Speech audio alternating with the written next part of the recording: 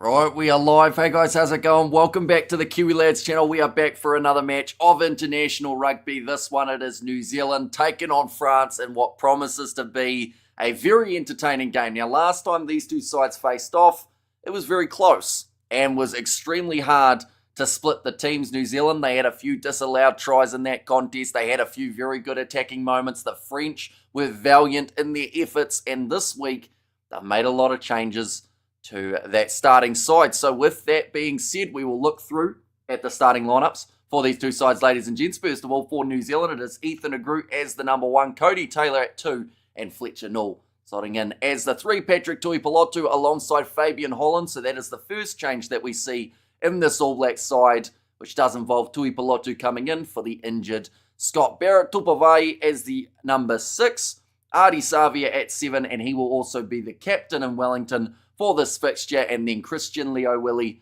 slotting in as the number 8, Cam Roigard and Bowden Barrett once again will be the 9 and 10 combination. Geordie Barrett and Billy Proctor remain as the midfield, and then the late injury changes has led to a little bit of a reshuffle in that All Blacks back 3. Rieko Ioane will move back out to the left wing for this contest. Amoni Narua, he will slot in on the right, and then at number 15 they have gone with Will Jordan. So the first minutes for Amoni Narua throughout this year in an All Blacks kit, they could be his only, so he really has to make the most of this chance and hopefully earn himself a spot in the Rugby Championship squad. For the French, they have made wholesale changes compared to their last contest. The only man who keeps a spot in the starting French pack is actually Barlow, who is the starting number 2. Fantonda makes his way into the starting pack rather than being off the bench, but every other man in that starting side is new into the starting lineup. Kalum, he will be a dangerous one in the scrums, although we didn't see a huge amount of scrums throughout match number 1. Lee Garrick and Serrans, I thought, was actually a pretty strong duo for the French in that first match. Gailleton, he will move from 13 to 11. Ata Sogby, he moves from 15 to 14. And then Barassi to Portier in the midfield with Bear as the number 15. So with that being said, we will look through at the chat. We have got their call mate from Tony. Welcome in. Hope you are doing extremely well. And 7 p.m. is the kickoff, says K-Dog NZ. Yeah, we have got a little bit of time before this match gets underway. Currently, the Black Ferns are taking on Australia, and they're having quite a bit of success in that matchup. I won't spoil the score, but the Kiwi ladies, they are going quite nicely indeed. We have got hi from Rusty. Welcome in. AB's 13 plus, says K-Dog. And good evening, says Gary. And also we have got there Karaitiana has said hello. Welcome in. Good morning, Hamish, from a very cold Port Elizabeth. Of course, South Africa, they are going to be in action a little bit later on up against the Italians, in which will hopefully be also a very entertaining game. But first, initial predictions. Ladies and gentlemen, do let me know, who do you think will get themselves the victory here? Is it going to be New Zealand, or are we going to see that Wellington curse continue for the Kiwis, and perhaps we do actually see the French somehow pull off that massive upset? We have got there Alois Lebleu, says Arnaud Gluck there. And also, good morning, Hamish, says Dan Botta in France, says Robert. And the prediction of morning, Hamish, let's do ABs, says Raymond. So looking through at the All Blacks bench as well, ladies and gentlemen, while we are at it for New Zealand, they have got Samasoni Taukiaho, Ollie Norris, and Basilio Tossi as that number 18. Sama Penifina partner with Duplessis Karefi as the number 20. Cortez Ratama Tamothi, Tava Nawai, that is the first new name off the bench for the New Zealanders. He is a dangerous ball runner for the Highlanders. Had the most turnovers won out of any player in Super Rugby Pacific. So I believe with a little bit of luck, he'll be able to back that up at international level. The big question is he going to be playing as the 12? Are they going to give him an opportunity maybe out on the wing near the end of this contest? These are all questions that hopefully we will soon get the answer to. Damien McKenzie, he is at number 23. He played 79 minutes last week after the early Sevu Reece injury. So you'd think that heading on to the field here, he should be able to pick up from where he left off. And he was very dangerous in Test match number 1. Bugaret keeps a spot as the number 16. Malaz, who did have the most tackles per minute played out of any player with the exception of Sevu Reece. That is because Reece did only play the 1 minute of that contest. Sticking with the Taufa Whanua and Cameron Waki duo. Waki getting himself a try in match number 1. Hastoi as the number 23. Not a huge amount of caps to his name for this French side. And I've mentioned about it as well. Bowden Barrett, he has, I believe it's about 70 more caps then the whole of the French starting front, oh, sorry, not just the front row, but the whole starting 15. So that's quite interesting, when it comes to numbers. And I mean, we saw that for Eben Etzebeth. He had more than the whole French backline and the reserves. And you just wonder whether or not that kind of level of experience could be absolutely huge for Beauden Barrett.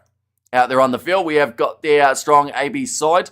Says a good Goldstone, in fact it is. Good morning from Milan in Italy. Says Steve G, my biggest wish is to see Razor Robertson do a breakdance at the World Cup. Well, we might be waiting a little bit longer. Of course, that next World Cup in 2027.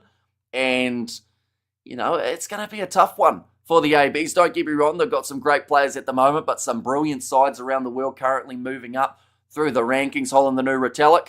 Says Andrew, yeah, there are already those comparisons that have been thrown out there for Fabian Holland. He made the most tackles out of any player in the first match up against France. He also was able to have the most lineouts won out of any player. New Zealand actually doing extremely well in the lineout department, having 20 from 20 in the first match. What I'm quickly going to do, ladies and gents, is we're going to go like this. Okay, that's made it worse. I was wondering why it was lagging just a little bit, so we'll zoom it back in. Sometimes the technical difficulties, we like to get them out of the way before we head into the matchup. I'm not sure why the frame rate's so slow. It might be one of the other tabs, perhaps, that I have got open. It's going to be important to see who scores first, says Robert. Any big changes to the rankings after this game? So France will go down a little bit if they were to lose. Not a drastic amount, though. Like, there's still enough time for them to be able to get back up to where they want to be. But, yeah, New Zealand will want to get those points if they are able to make them suffer Black Nightmare. Says Shane there, and Georgia Miller for the first try. Or try was impressive, yeah, just breaking through the Aussies in that head-to-head. But yeah, I am intrigued to see where the Black Ferns, of course, they have got a Rugby World Cup that is coming up around the corner, a little bit closer than the men's one, and Jordan needs to hold on to the ball. No disallowed tries, please, says Roof, although his try was from obstruction that they ruled out Will Jordan's, and it debated or became very debatable between viewers, but I think it was the right decision, even though the man who Pasilio Tossi did block probably wasn't getting there, but it was still in front, so you have to be aware of that, of course, as an attacking side. We have got there, welcome from Thailand, says George Rue, welcome in. I say All Blacks will win, says Gerhard. I watched the highlights of the game last week. I could see in the comment section how, talking about bias, the TMO, it's the All Blacks. Do you think the TMO is biased? So, biased towards the All Blacks or against the All Blacks? In that regard, I assume it was against the All Blacks with their 3 disallowed tries. But it's one of those ones that, like, in all 3 of those ones that were disallowed, you can understand why they were. Like, it's unfortunate that it became a bit more stop-start in that regard, but I also do think you're in that scenario how, because the games are being so heavily policed nowadays, like, you're always going to have a few decisions that end up getting checked and end up going against the side. Like, we probably saw more TMO involvement throughout last week than any other week that we have seen in rugby for quite some time. To wait and see whether or not this week is going to be the same, or whether perhaps we'll get a bit more smoothness and a bit more free-flowingness across the games as well. But this matchup is less than an hour away from taking place, ladies and gents. Anyone who is new, of course, be sure to leave a like and subscribe. We have got the previous result here popping up right now. New Zealand managing to get themselves the win, 31 points to 27 in that contest for the third match. I think if New Zealand win this one, we'll see a little bit more experimentation going on for the ABs, whereas if they don't, you're probably looking at still about the same lineup. I don't see Scott Robertson really taking too many risks in terms of if they were to lose this game, he'll have to go consistent across the board. But yeah, we'll wait and see what happens in that regard. For the French, though, if they can go 1-1 into the last game, that would be absolutely massive for them. Good to be here. Thanks, Amish. Lots of rugby tonight. Loving it, says Sai. And after how long will the game start? Still another around 50 minutes or so. We will have the national anthems in about 45, as well as the haka. And then we will be underway for the contest. That's a big if, says Reeves. If New Zealand win, I mean, no game is guaranteed in World Rugby. I think we've learnt to realise that over the last few years, that upsets can happen. So, New Zealand have to get the victory first. They only won that first game by the 4 points. So I know that a lot more people are confident heading into this next match. But yeah, we'll have to wait and see whether or not this one will be the same. We have got there, no blazer. It's your brand. Stick with it, man. It's important to stay on brand. Cheers for the great commentary and analysis. We've worn the blazer a lot less than we have not worn it. We've done 2,000 live streams on the channel, and we've probably only had the blazer for less than 5% of them, maybe 10% if you're lucky. So I don't think it's really the brand that we have. I think it's just more we just talk fast and we do a lot of rugby. We have got that. Hamish, what's the temperature there in New Zealand? It's not the warmest night, but it's still also not terrible in terms of, it's going to be an all right temperature, and it was expected to have quite a bit of rain around for this match, but luckily that will not be the case. Hamish is wearing a Dunedin blazer, says Dan. And there any Big Ben pies today, bro? I mean, I wish, but sadly no Big Ben pies will be involved for myself. But we will look through quickly, ladies and gents, at one little bit of information, and that is to do with the upcoming games for these two sides. For New Zealand, they have got a contest up against the Irish that has taken place on the 2nd of November. That is the first of 4 games up against Six Nations sides that the Kiwis will have.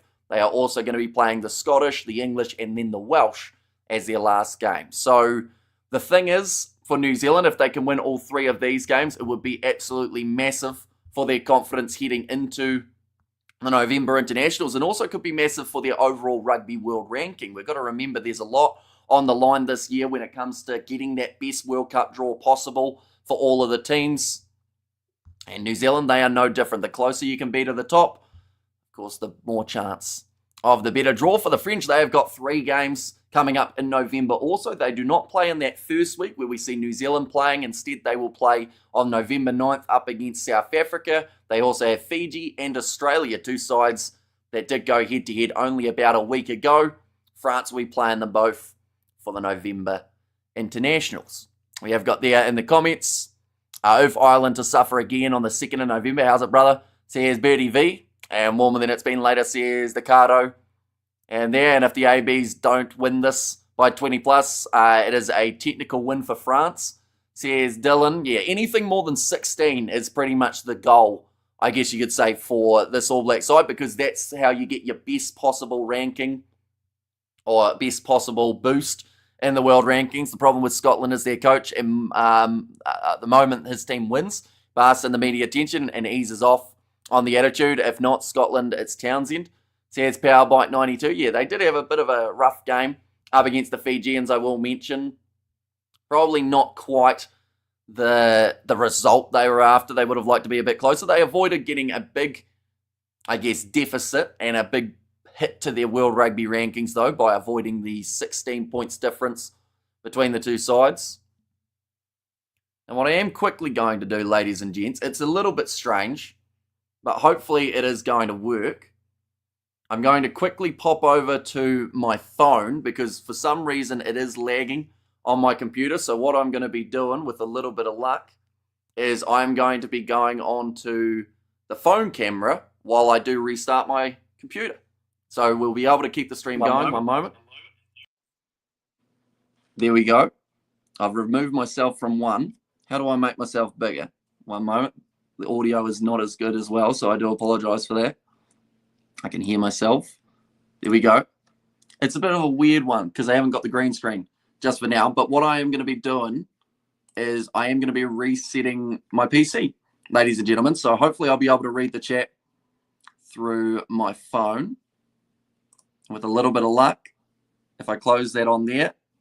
Right, we are still live. Perfect. Right, we're going to restart the PC so that it doesn't lag as much. I have no idea why it was.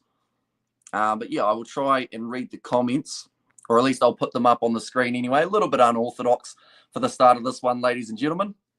But, it is technical difficulties. But yeah, that won't take long to reset. So pretty much anyone who is tuning in now, we are still a little way away from the start of this contest, sitting around 45 minutes. Now, the All Blacks have not made a huge amount of changes to their starting side, whereas France have. They have drastically decided to switch it up rotate the squad. And that was the plan for Galtier from the start, to make his changes, to give new players opportunity, because at the end of the day, France are building towards not just those November internationals, but also in general, they are trying to build towards their 2027 Rugby World Cup. I do have a bit of a feeling, though, that if they drop too far in the rankings, they may regret not sending their best team, but of course they couldn't, because of when the top 14 was coming to a close, it was always going to make it much more challenging for France to be able to put together their best possible side. I've realized I can't actually see much of the chat from my phone. It has it too small that I can't actually see any of the writing, but the PC has loaded back up, ladies and gents, so we are probably only a minute away from popping back over to that one. But yeah, if anyone ever wondered what's behind me, it's a green screen for these matches. I don't actually go to the stadium for the games, of course. But yeah, that's the go. I am just quickly getting signed back in and ready to go for this matchup. Technical difficulties. If it still lags when I go back, I will be very disappointed. But as soon as we get back, we will be reading all the messages that we've got in the chat. And luckily, this happened before the match actually got underway, so we didn't have to deal with too many big issues in that regard. So we'll go like that. We're just signing in. We're getting it sorted. We'll enter the studio. And now with a little bit of luck, I'm not too sure how to kick myself off on my phone, but hopefully it will work. And we'll go like that. I will quickly click this button as well. And with a little bit of luck, we'll be back onto the main camera in no time. Like that. Go that. And like that. One moment, like this. And then, hopefully. Uh-oh. How do I stop that? Okay, it is making noise on my phone. And I don't know how to kick myself. Hang on, can I kick myself on the phone? Maybe not. So now, with a little bit of luck, we'll get that other one opened up. And we'll be good to go, ladies and gents. But yeah, exciting start to this live stream. It does seem a lot smoother now, though. So for some reason, my PC, it might have just not liked me. And I was struggling a little bit to be able to get it all fired up and ready to go. Hamish cloning himself. Yeah, it's a bit unorthodox the way that one worked. But now I can go like that. And we've got that. How did Fiji and Scotland end? Fell asleep. So in the end, Fiji ended up winning that game by actually a decent margin. 15 points in the end they did separate. So, you know, that's probably the best case scenario for the Fijians, to get that big win over a Scottish side that were a little bit depleted in terms of who they did have available for that contest.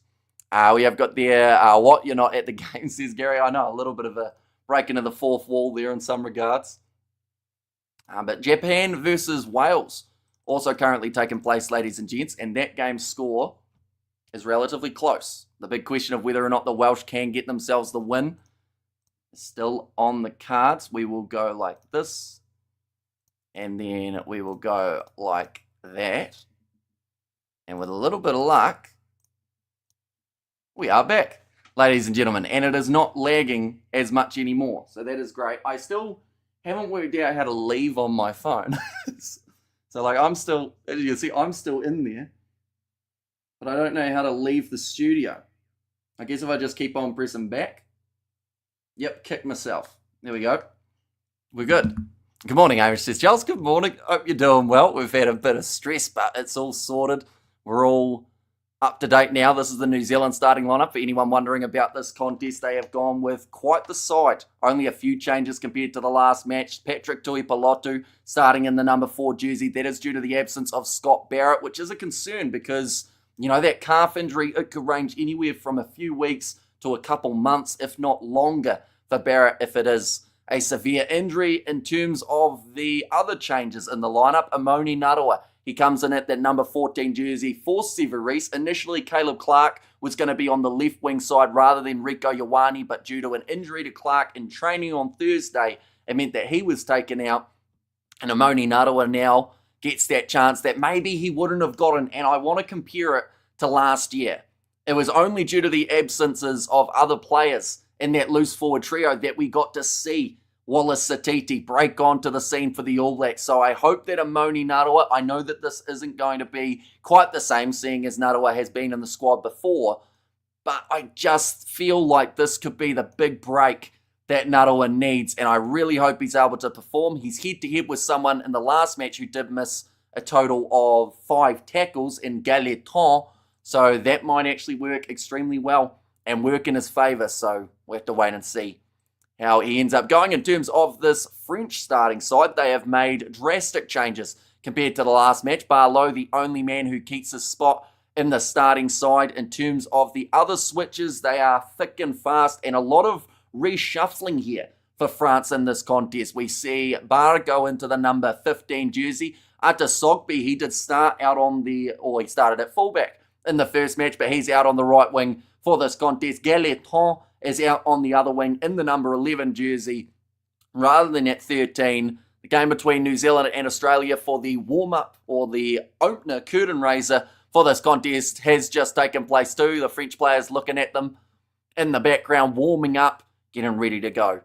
For this fixture, we have got there, Hamish, tell us more about Leo Willie. What would you like to know? He plays for Otago in the Bunnings NPC, plays for the Crusaders in Super Rugby. In last week's fixture, he did look pretty handy in that number 8 jersey. I believe he made 11 or 12 tackles throughout that matchup. He's got a huge amount of potential and was only considered as an injury cover for the initial squad. But then due to the other injury we saw of Wallace Satiti, he did get that promotion and does get the chance. We have got there morning. What time is it? At the moment, it is 6:22 p.m. New Zealand time, so we are only sitting about 40 minutes away from the start of this matchup. And we have got there, more importantly, pineapple on pizza and beetroot on burgers. Please discuss, says Gary. And also, good day, says Young. And also, I have a bad feeling about this. What about the game are you worried about? The What's Up podcast. This unknown French side. Of course, we did see them challenge New Zealand in the first match when they did go with that unorthodox lineup. But I do think that New Zealand might be a little bit more handy in this fixture this time, because they should have kind of got their errors intact. They did have a few handling ones, a few clinical moments that didn't quite go the way that they would have liked. Good day to all, and alors la France, says Young there. Good evening for you, Hamish. Good morning for us. And if the game is close again, do you think that's a bad sign? Not necessarily. I do think that this French team have a lot more skill than people have given them credit for. There is a reason that these guys have been selected. And like I was mentioning from that first match, you've got guys that, if it wasn't for so many world-class French players, probably would make the international team. You know, you look at someone like a Gilliard, for instance. He showed exactly why he should be in the squad heading forward. He was phenomenal in that number 8 jersey. You've got someone like... Fisher got 3 turnovers in that first match, tied with the most tackles, but he gets dropped from this game because this tour for France is all about trying out new talent, giving guys opportunities. Hang on, Hamish just woke up. I'm hungover due to my wife being away for the night. It's boiling hot, and you just say Japan versus Wales is close. Says Bleshin, it was at the time that I saw it. It was 7-3 in that matchup, and Charles 100%. I think Rassie read the right act to the box this week, says Dan. And also, I like my Kiwi medium rare, says Young, and hoping Tava Nawai goes as well as most of us expect him to. The anticipation of his appearance has many crossing their fingers. Well, that's the thing. He is going to be a super sub in some regards for this matchup, alongside someone like a Duplessis Karefi. Between those two, they've almost got 50 turnovers from the Super Rugby Pacific season, which is absolutely huge and could bode very well for this AB side. Definitely in those later stages, you need those turnovers.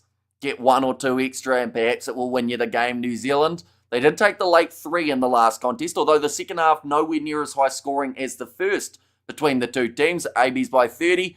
Come on, you All Blacks, says Big Boy Games. What if France are telling themselves we can do better? Well, I think that there will be a few players out there who want to prove that they can do better than what happened last week. Like I said, 14 changes in this lineup, 11 new players given opportunity by Fabien Galtier. So by giving new guys a chance and by giving them just some sort of sniff of an international jersey, you can make a name for yourself. You can find yourself getting a full-time career out of it. We've seen it time and time again. Look at someone like a Wallace Satiti. Wasn't given a huge amount of minutes. An injury happened. He bursts onto the scene, wins World Breakout Player of the Year. So then you become a mainstay. And Karifi hit most of the rucks in his time on the field. Last week was insane. Says Matt, yeah, he was trying everything he could to get that turnover, as he does get a lot of them throughout Super Rugby Pacific for the Hurricanes. And hello, everyone, another exciting match. ABs will probably win, but man, those French boys really came to play last week. Let's see what they can do this week. Says Springbok Replay Zone.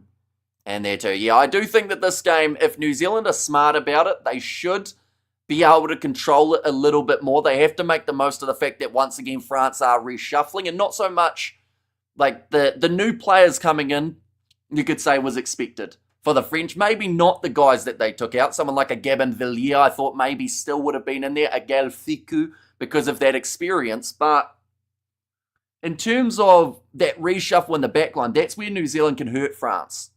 Because you've got Galetron, who did play at 13 last week, now on the left wing. You've got also Atasogbi, who did play at 15 last week, now on the right wing. Those little reshuffles in a backline sometimes can completely destroy a team. We've seen it time and time again. Whether or not that happens for France, though, or whether maybe these are the preferred positions for those men, we'll have to wait and see. 34,500 fit in the stadium behind Hamish, says Bros. And I will mention it's looking pretty full at the moment as we're getting closer to the kickoff. I do also want to mention, though, something that we saw, a little bit of wind around. Now, in Wellington, you know, it's got a bit of a reputation for the windier conditions, but the weather, for now, it doesn't seem like there's too much rain, which is brilliant news because it was anticipated that it was going to be raining for this matchup. Fixing my first cup of coffee before the game, says Cody. Of course, a long day ahead. In terms of the international rugby world, we've got the British and Irish Lions taking on the Australia and New Zealand Invitational XV. That game will be kicking off in around 3.5 hours. Alongside that, we've got South Africa versus Italy. That game will be starting at around 3 a.m. New Zealand time. And then after that, Argentina taking on the English in what will be a great contest as well. But looking through at some of the star performers for these two sides from last week, a lot of New Zealand players racking up around that 70 metres carried. Artie Savia having 76. Cam Roigard, he managed 55. Bowden Barrett had 48.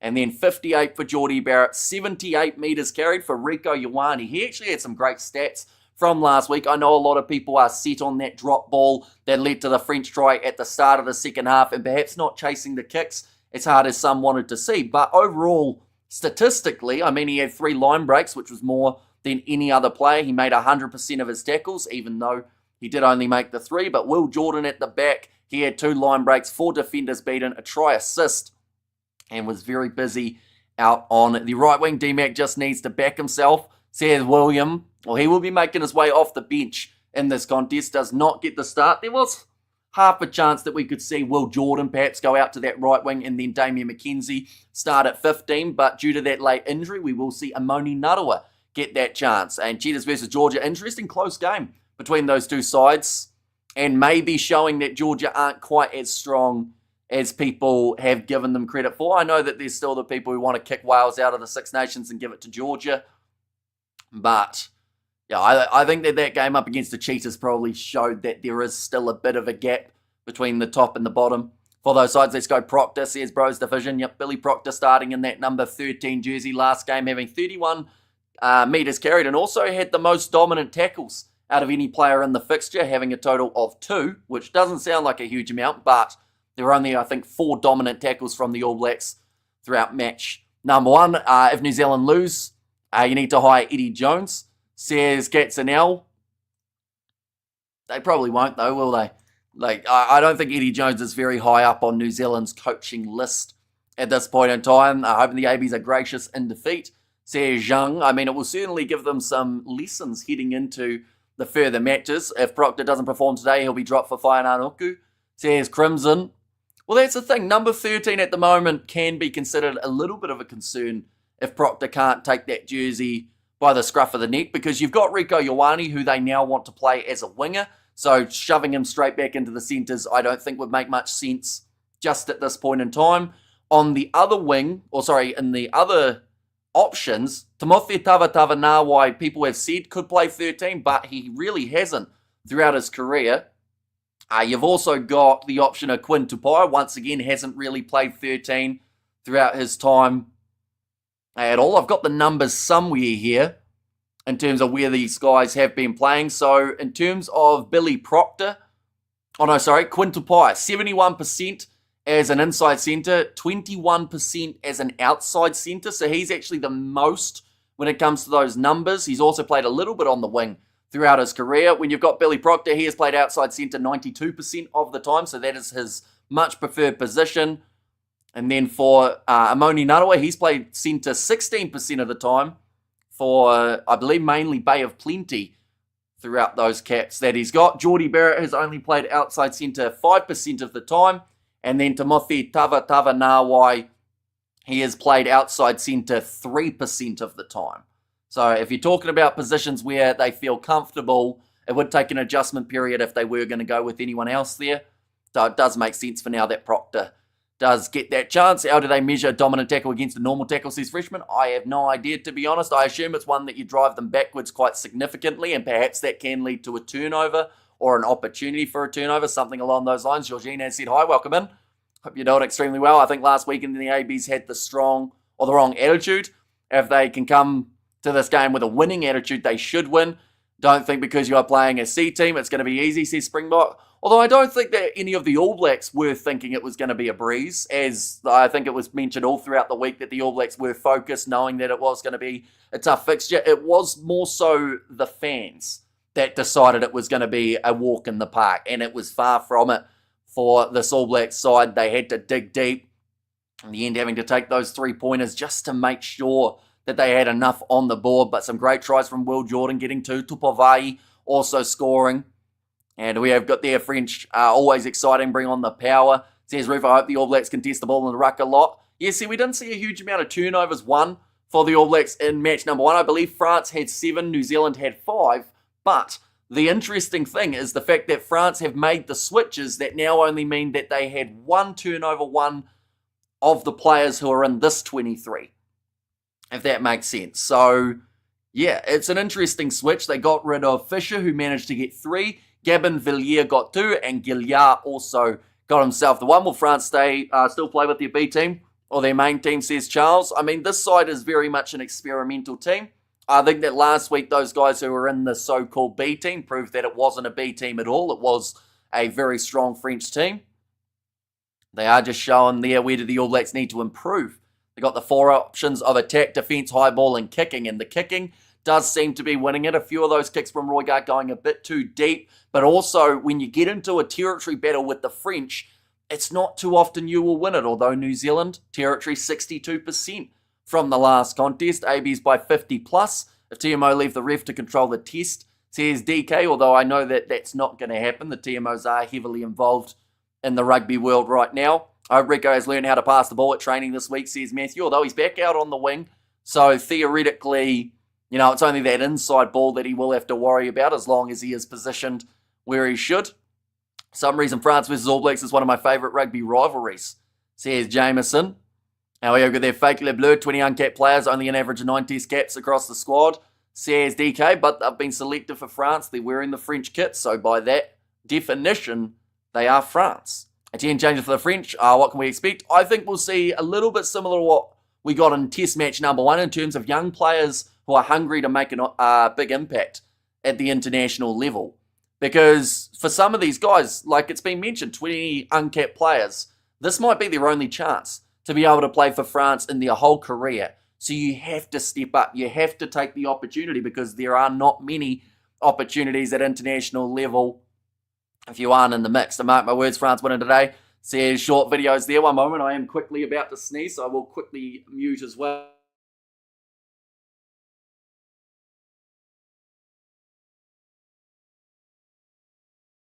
We are good, hopefully. And Bowden has more test caps than the whole France team that they sent over. Or the whole French starting lineup is the gist of that stat, I believe it is. I'm here, peeps. Here, but your lips are on this and relax. Relax. ABs by 60, says Lamatasi. That was the weirdest start that you've ever had, Lamatasi, to a live stream. Are there any Fijians in the ABs team? There is Timothy Tavanawai, was, I believe, born in Fiji, then headed to New Zealand at a very young age. And now finds himself in the side. We're seeing one of the French rugby supporters, Joey Wheeler's forced him to jump into the water. And he's going to do it. And shot clock for TMO, ref chats equals 60 seconds. Justin Marshall said on the breakdown, it's disrespectful to the ABs, Jersey fans and sponsors. French rugby keep behaving like this every season, says DK. He did. And he backed himself, because I saw on Instagram afterwards everyone was trying to give him stick, and he said France still lost and they still sent over a worse team than they should have. So he was doubling down. He wasn't afraid of a little bit of controversy, as we know with Justin Marshall from the past. But I think for France, they will want to prove that even with these new players, they can make an impact. The AB's fans and media, dismissive attitude towards the French must have had an effect on both sets of players last week, says Flesh. And that's the thing, the players just want to go out there and play rugby. As the All Blacks said throughout the week as well, they are not underestimating the French team. But everywhere you looked, there was someone saying France are going to get slaughtered, but they didn't. They almost were able to pull off what would have been, because of the talk, I would say the biggest upset in the last 5 years at least, because of the amount of stick that the French took heading into that game. But Scott Robertson, he said it here as well, we're not underestimating them once more. We have to play well, and with a couple adjustments, they feel they will be able to. As someone who didn't watch much media on last match prior to it, I saw a lot of New Zealand media bashing the France C side. Says Jameson, and what happened to the Abby's bra? Almost lost to a France C team. Says short videos. And there too. And I mean, historically, All Blacks do normally struggle in their very first match, but France, they played much better than anyone gave them credit for heading into that matchup. And now they've made some more switches. Only a couple men keeping their starting spots. Serrans and Legerc as that 19 combo. Barlow will get to start in the number 2 jersey. That is also because he is the captain. What are the Kiwis anticipating this week? They'll anticipate a kicking game from France in Wellington. Definitely with the swirling wind, it can make it very challenging. As a Movember, it is not. It is called getting too confident and saying South Africa would beat Italy by more than they did, so having a shave as a forfeit. And we have got the ABs need to watch for the slippery French sliding attacking pods, says V. And also French will find out tomorrow. And also, I had Red Rooster for breakfast, says Lamatassi. And what's your score prediction? I'm going to double down. Last week, I thought New Zealand should have been able to win by 20, and that didn't happen. France played too well, New Zealand weren't clinical enough. This week, I'm going by 20, but I hope that it's less, and I hope we get another fantastic close test match between these two sides. The fans, they were thoroughly entertained by that last match down in Dunedin because it was so back and forth with such a hungry and valiant French effort. But heading into this game, I'm going to go 20 again. And once again, I hope I'm wrong. This game will be 86-0 to the ABs. Says username New Zealand Rugby shouldn't entertain this from France. Maybe set up a series with another better team. Says DK, although it's only every once in a while that New Zealand do play France. It was just their turn, so it was probably either play France or play no one. And some have said that they would rather have played no one, but in my opinion, this is exactly what the New Zealanders needed. Heading into a rugby championship where you've got a home game at Eden Park up against the defending world champions, they needed time to find what works in their starting lineup. They've got a few changes here, mainly forced due to injury, but Scott Robertson's trying to build a team that he can win the rugby championship with, as well as winning in the game up against the South Africans. So, it's one of those situations. This is actually, in a way, ideal for New Zealand. I know that that's controversial to say, but you're getting some challenging games up against unpredictable opposition. You're getting a chance to give those new guys, such as a Fabian Holland, a Christian Leo Willie, some caps without them losing all their confidence. Let's say New Zealand, for instance, like last year, they played England in these July internationals and perhaps they lost that first game. Then what does that do to the youngsters' confidence? You're much better off getting 3 wins, getting on the board, getting those rugby rankings points, and then looking towards the rest of the year in terms of trying to win that rugby championship. We have got there, I think France deserves the win, says Bro Pleb, and going to be a very loose game, like my ex. Interesting. Avies will show some new moves, like your ex once she left you, and no, Stuart, we have got there, it's the Kiwis of the grudge, obviously. Do your homework, says Jason, and also what's your thoughts on Vai as a 6 instead of his usual position at 4 or 5? Did pretty well in the first match up against the French. He also has played 6 before at times. Nothing too, long term, though. And I think that also answers a little bit of the line-out issue that some people feel the All Blacks have had. And New Zealand will get pumped like those stupid, loud Scottish instruments, says Slum. And we have got there, if the All Blacks forwards are good, we smoke them by 40. But if they are quiet like last game, we'll win, but only by 2, says William. Okay, so you're going with there is 2 very different scenarios, but either way you're saying a New Zealand win by the looks of it. Who is your favoured captain? I mean, in this scenario with no Scott Barrett, it makes sense to me to have Ardie Savia as the skip. I know that Tui Pelotu's name has been thrown in the mix, seeing as he's playing that same position as Scott Barrett. I know that Beauden Barrett is another name that's been mentioned, Geordie Barrett too. But I think Ardie Savia is the right man for the job, definitely with it being in Wellington. Short video, but you say the same about some of the All Black supporters, says Paul Oosthuizen. And we have got their Springbok C team to Eden Park, and also France by 3. Says Richie Bennett going with the close game. Morning, Hamish. AB's all the way, and how many TMO events will we have this time around? Should run a poll, says V. I think we'll have 2, to be honest. The thing is, if you look hard enough at most tries, you'll find something to actually disallow it. But the All Blacks need to take that into consideration. They can't just have guys running out in front and obstructing. They can't have that separation when trying to put down the try. We saw what happened with Rieko Ioane a couple years ago when he tried to, breeze past scoring a try with one hand and dropped it. And then they went back, they checked it. It is something that will happen in the world of rugby because we've got so many cameras. You've got a TMO and also a foul play match official, so both looking at different things. And when there's a Will, there's a Jordan. CASDK, and getting your shirt signed by Scott Barrett and getting KFC in the same day would be a different vibe, says Tunes there. And also, when is Beauden Barrett going to play in the top 14? I don't know if he's going to be honest. He might consider it in 1 or 2 years, but for now, he's pretty happy in Japan by the looks of it. I hate TMO. Says, what's up, guys, podcast, and what are the odds from the bookmakers? France are, I believe it's $6 underdogs in this contest. So last game up against the ABs, they were $8 or $7.50, I believe it was. But they are down just that little bit more. So, yeah, we'll be interested to see how they end up going. They are just showing the subs that were made for New Zealand in this match. Tui Pelotu came in for Scott Barrett, Narawa for Severis, and Timothy Tavatavanawa actually going in for Quinn Tupai, who I feel didn't have a bad game off the bench last week for New Zealand, but obviously the plan was to give Tavatavanawa a crack here in Wellington. No Ruben Love in the side. I know that he was one of the guys that some were disappointed not to get to see. And we have got there, what time is the kickoff? Kickoff is in 20 minutes time. So it is very close. You're looking forward to AB South Africa tour. Are they ready yet for the Rugby Championship? The warm-up versus France, definitely stronger than Italy, says John William Vessels. To be fair, though, the way that Italy played up against South Africa was thoroughly impressive as well, showing a lot of grit and determination in those breakdowns. I'm excited for any rugby, to be honest, that has taken place. Of course, that massive rivalry between New Zealand and South Africa is always one that does get looked at. Are we flicking between channels to watch the Lions game versus AUNZ? We are going to be covering it on the channel as that game does not kick off for another 3 hours, 15 minutes time. And French massive defence last week, says Big Eights.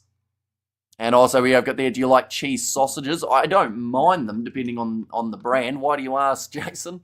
And when's kickoff? Kickoff is at 7:05, so 20 minutes time until this match does get underway. And also we have got there, so at what time is France victory scheduled? Well, if they were to win, they would be winning at around 8:50 New Zealand time. But if they were to lose, they would not just lose this match, they would also lose the series and potentially lose their ranking in the World Rugby rankings heading into the next couple of weeks, because England getting the big win over Argentina, that boosted them up that little bit more. So there's plenty to keep an eye on for the World Rugby rankings. We did see Fiji get themselves a big win over Scotland. They didn't quite do enough to get the big boost that would have knocked Scotland down to number 9 and Fiji up to number 8. But in terms of this contest, ladies and gentlemen, if New Zealand were to win, they can gain 0.49 for a close game. France, if they were to win, they would gain 1.51. So it's actually a massive boost if the French can get themselves the victory. They would move up to 2nd in the world if France got a win here. And New Zealand would drop to 4th in the overall standings. Now, if New Zealand were to win this game comfortably, New Zealand would still be in the 2nd spot. France would be in 4th, and then if England were able to get themselves a win over Argentina, by a big margin.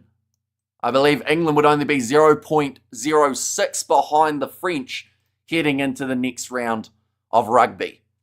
We have got there, will France bring the French flair or play it safe by sticking to structure and taking points to the bowls to kick or to try and edge it? I think they'll play like they did in the first match.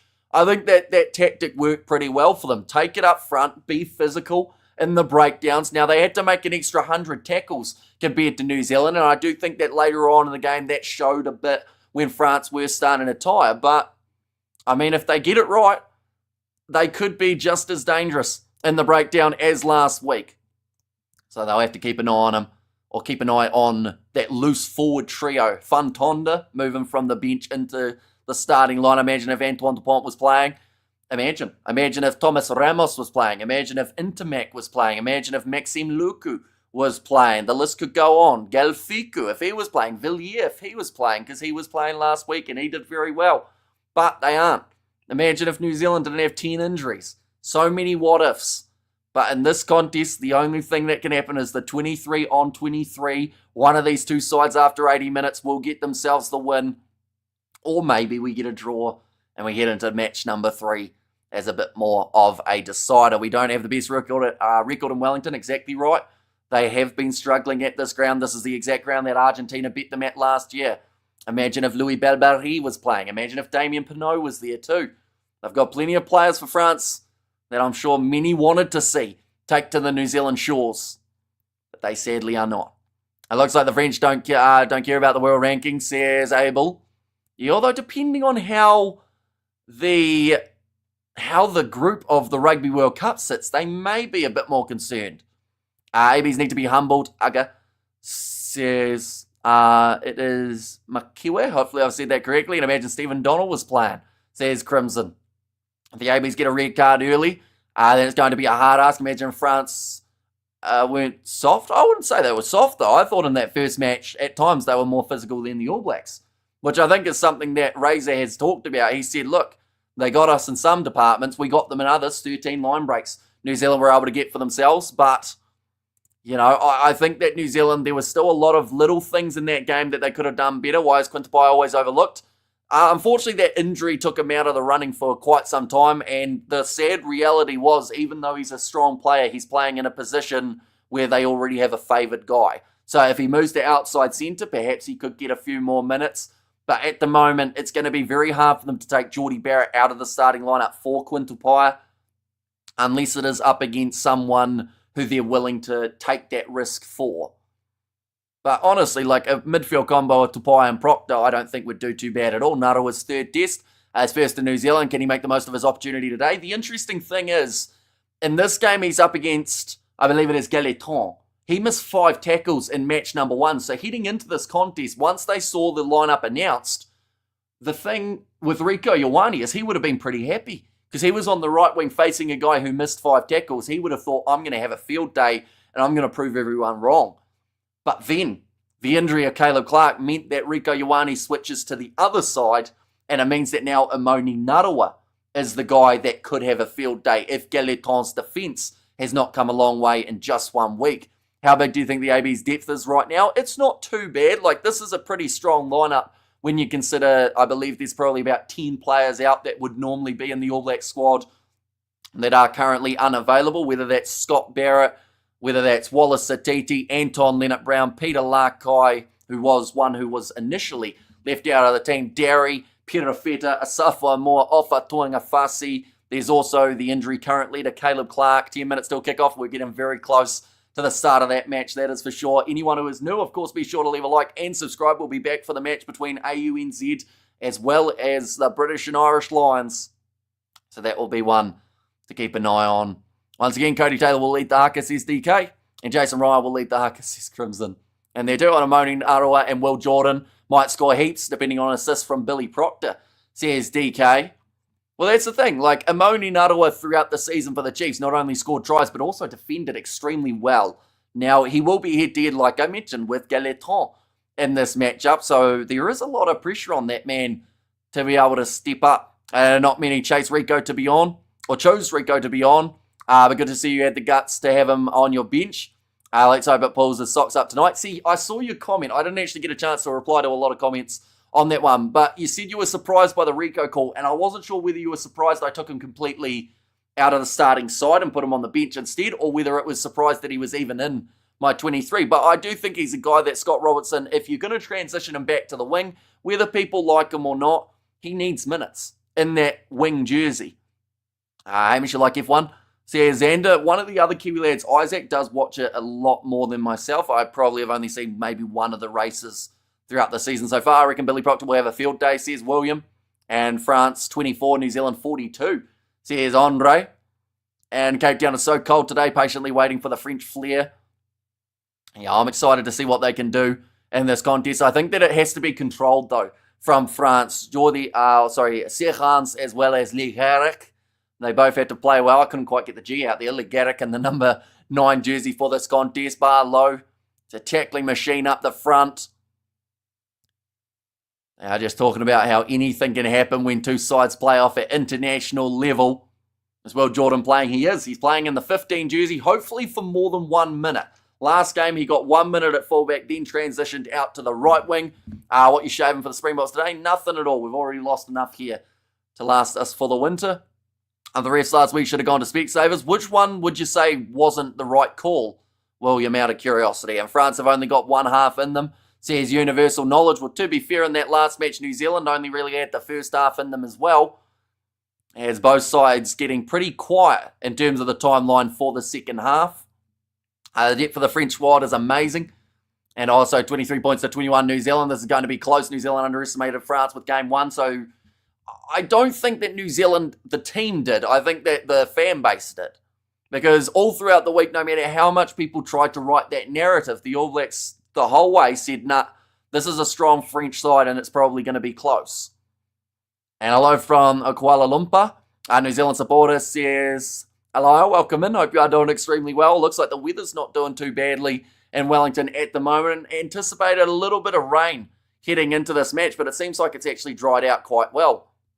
And the Barrett's mum and dad are key to the boys. At least hope the referee goes easy on the All Blacks. Says, what's up, guys? Well, they only give away 3 penalties in that first match, New Zealand. It was actually one of their lowest numbers disciplinary-wise in forever. I can't even think of the last time they gave away less than 10 penalties, let alone less than 5. We have got there, are you allowed to play the highlights from last week on the Sky Sport YouTube channel? I am not, but Sky Sport's YouTube channel do have that video. Of course, if you do want to see it. Oh, no. I've just seen the score between Wales and Japan, and it's very similar to last week, so we'll have to wait and see whether or not they do end up butchering it this week, the Welsh. But looking through at the starting lineup for New Zealand, making a couple changes across their starting line. Ethan de Groot, Cody Taylor, and Fletcher Null, they are going to be the front row with Patrick Tuipulotu coming in for the injured Scott Barrett. No real extent of the injury as of yet. We just know that it is the calf, and he will be out for the rest of the French series. Fabian Holland, one of the standout players for New Zealand, does get the chance as the number 5. In the loose 4 trio will be Tupavai, Adi Savia, who is captain for this match, and Christian Leo Willie does slot in as the number 8. Cam Roygaard and Bowden Barrett start as the 9-10 combo. Geordie Barrett and Proctor in the middle with Rico Ioane, Amoni Narawa, who was a late injury inclusion due to the injury of Caleb Clark, and then Will Jordan there as the number 15 for the French. Massive changes across their starting pack. Barlow keeps his spot as the skipper in the number 2 jersey, with Fantonda making his way from the bench into the starting side. And Boucheton as the 6, and Abalde as the number 8. Segons alongside Lee Garrick in the 19 combo. Barassi and Deportier in the middle of the park, and then Galetron moves from 13 to 11. After Sogby moves from 15 to 14. And then Barret as the number 15. 6-2 split for the French in this contest. New Zealand going with more of the same like last week, except the change. Timothy Tavanawai gets the chance for his debut. But 15 degrees Celsius is the minimum for tonight. I find that hard to believe. That's very warm. 12 kilometres of wind. It looked like more than that in the Black Ferns game, though. And then also a chance of rain for this contest. We have got there 30 minutes. It is only now sitting 10 minutes away from the start of this fixture. So the two sides just about to make their way out onto the field. When is the Springboks playing? Or where are they playing? They are playing at Nelson Mandela Bay Stadium in South Africa. And hi from Dunedin, says Matthias. Welcome in. Hope you are doing extremely well. 10 minutes away. So, of course, do let us know your score predictions in the comments, ladies and gentlemen. Also, if you are new, of course, be sure to hit that subscribe button below from Halfway Bush in Dunedin. And Barrett Brothers will definitely link, says John. And are you going to play the game for YouTube? Sadly, due to licensing, any match footage or audio would get us taken straight off YouTube. You also won't be able to find the game on YouTube because of their restrictions. But we will be doing the play-by-play commentary all throughout this matchup. Rocking the Mobro, says Matt there. Yeah, it was a forfeit from last week. Unfortunately, did get a prediction wrong. We're not going to be predicting for this game, though, because or else then I might have to shave something else. I do wonder, who do you guys think will score the first try? The player who can get it. New Zealand throughout the second half that is, scored 10 points last week. So I do think that they need a good start. For the French, they scored 14 points. They're actually outscoring New Zealand. So you're not going to show the game? Sadly not, because it is illegal if I was to show any match footage or audio. We have got there. Hamish, did you give your score prediction? First try scorer. Yeah, I'm going All Blacks by 20 was my original prediction. For the last match, and I did go consistent and decide to go with it here as well. But as you guys know, my predictions are terrible, so it will be a mile away from that. In terms of first try scorer, I'm thinking Christian Leo Willie. Might not happen, but we'll see. Now, heading out, France and New Zealand played 32, won the 4, success of 12.5%. But if they were to beat New Zealand, they would go right up from 4 to number 2. On the overall world rankings. There's a lot on the line for France here. Boy, would they be welcomed home with open arms if they were able to move to that 2 spot at the end of this game. Narawa will score first, says Nix. And that's the thing. He is a guy that, of course, will want to make an impact. Seeing as he has got the chance. And we have got there French watching you from France. Hoping for a great test match. Thanks for what you do, says Laurent. And there, and I do appreciate you being here. And we have got there, Cody Taylor will score first. And also we have got there, Fabian Holland, first try scorer, says Jason. Imoni Narawa from Silly Bear. They are just showing there, Joshua Brennan, the Dublin-born debut for France, under 20 caps for France, 4 Toulouse caps. He's got 89 and he's only 23. Going the under 20 games as well. We certainly will be. And thanks, Andrew, who you got scoring first. I pick a Super Rugby Hurricanes player to score the first try. Okay, so you got either Roygaard, I was going to say Karefi, but he will be off the bench. Or you've got Proctor as your 2 options. Will Jordan to score at least 2 times. So yeah, it's Kiwi Rob, but the Kiwis making their way out of the tunnel to an ovation of Sky Stadium. Is Ethan de Groot all right?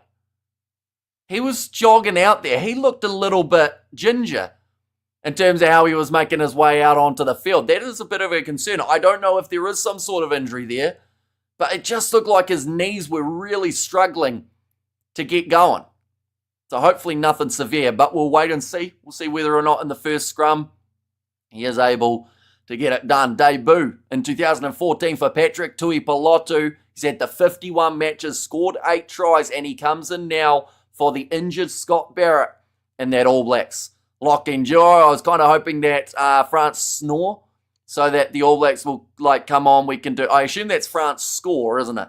And they did score first in the last match. It was Gilliard who did cross the try line in the 17th minute. It took New Zealand 20 minutes before they even had a point on the board up against the French. Would it be illegal if your TV just happened to be reflecting off something behind you? Says David, probably. I don't think they'd be very understanding. Definitely if I've read that out on the live stream beforehand. Big Ben, solid for a TMO, but still a rock pie at the window should help. Fabian can throw a pie at the TMO, says Michael. And also we have got there Ethan's pad loose. He didn't get the ones. Said Lamatasi, and Hamish, which rugby player has the longest name? I mean, there are a few relatively long names around. Like Timothy Tavatavanawai sounds long, but someone like a Lester Whainanuku actually has a longer name in terms of letters. But yeah, there's a few absolutely brilliant names around. Jacob Ratamaitavuki Nepkins also has to be up there in terms of number of letters to name. But it's going to be an exciting one, this contest. between these two teams. You just feel like something big is coming for this French team. They will want to make the impact. They will want to step up and show everyone what they can do once again.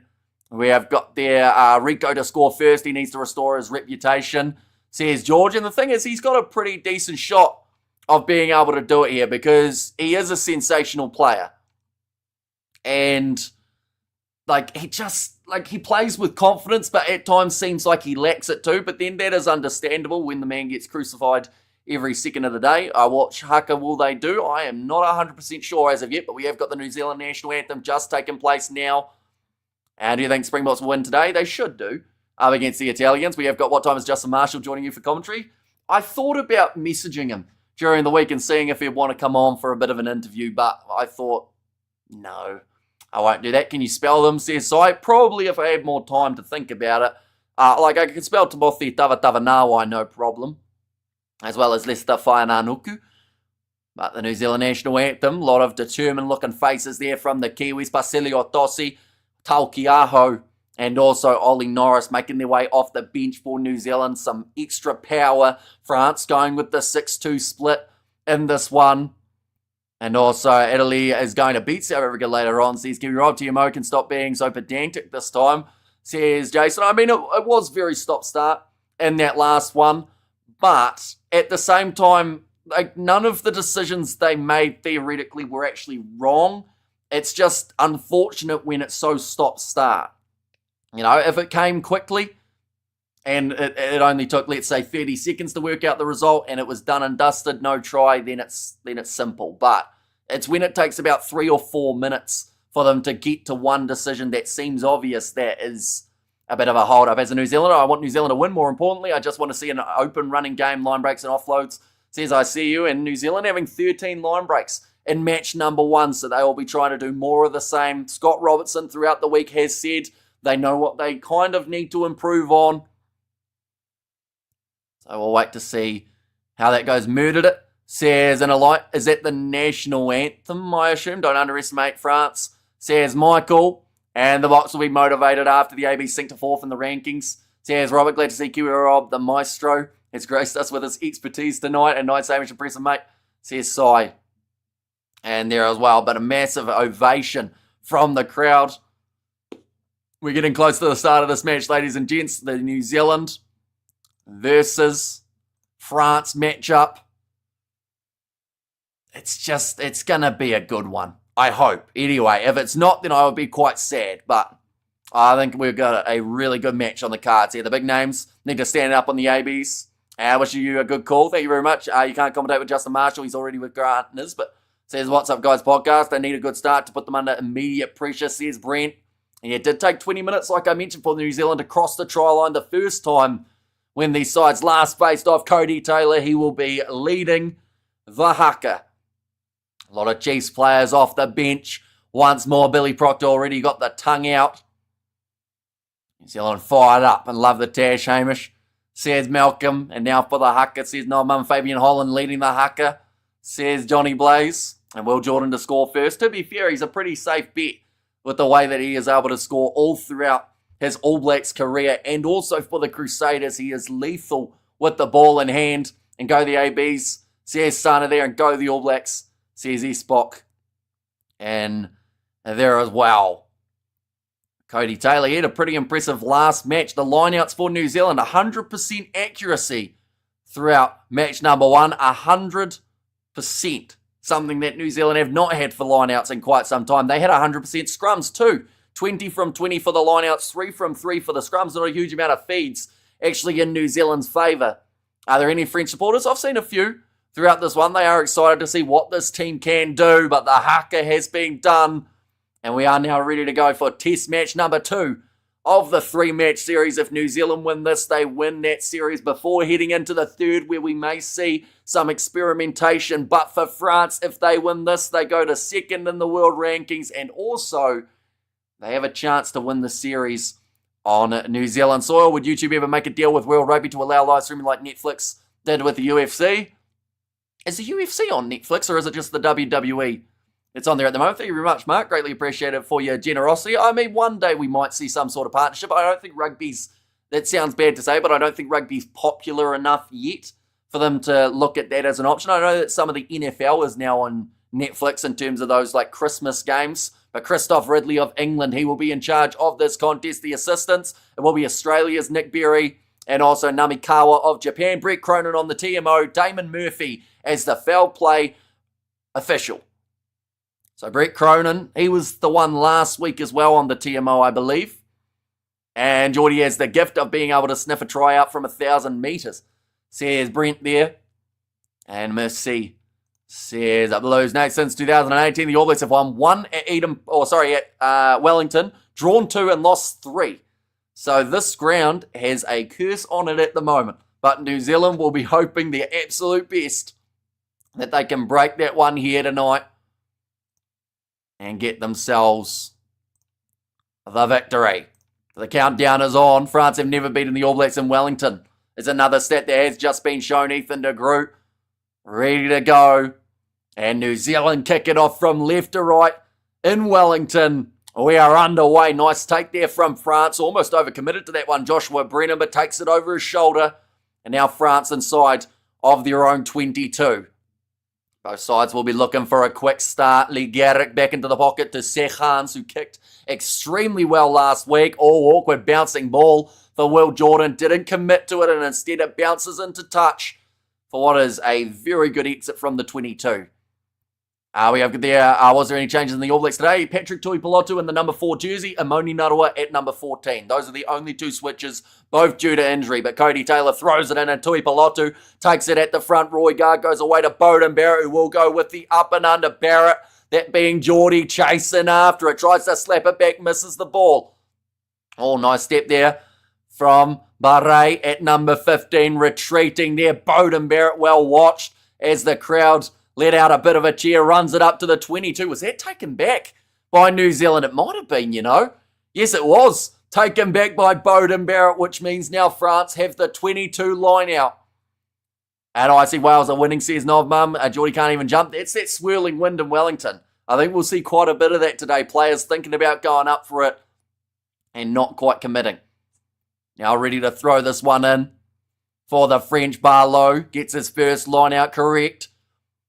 And Abadi was the man who claimed it, looking to roll this one just that little bit further forward. They've been told to use it once. Le Garrick trying to find a nice attacking from France. Gets the 10 metres out with them all. Le Garrick goes back across to the left-hand side. Tackle made by Ioane.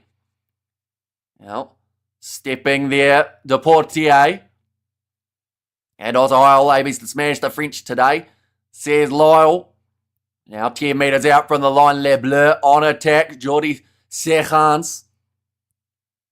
It's back across to Barassi. Lee Garrick, lobby ball to Colum, who will run straight at his opposite number. Fletcher, no pick and go from Lee Garrick. Goes short again to Boucheton.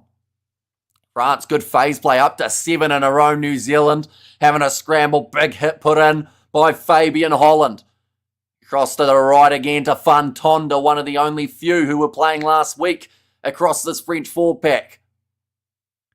Still at the back of the at the back of the ruck. 10 phases in for the French.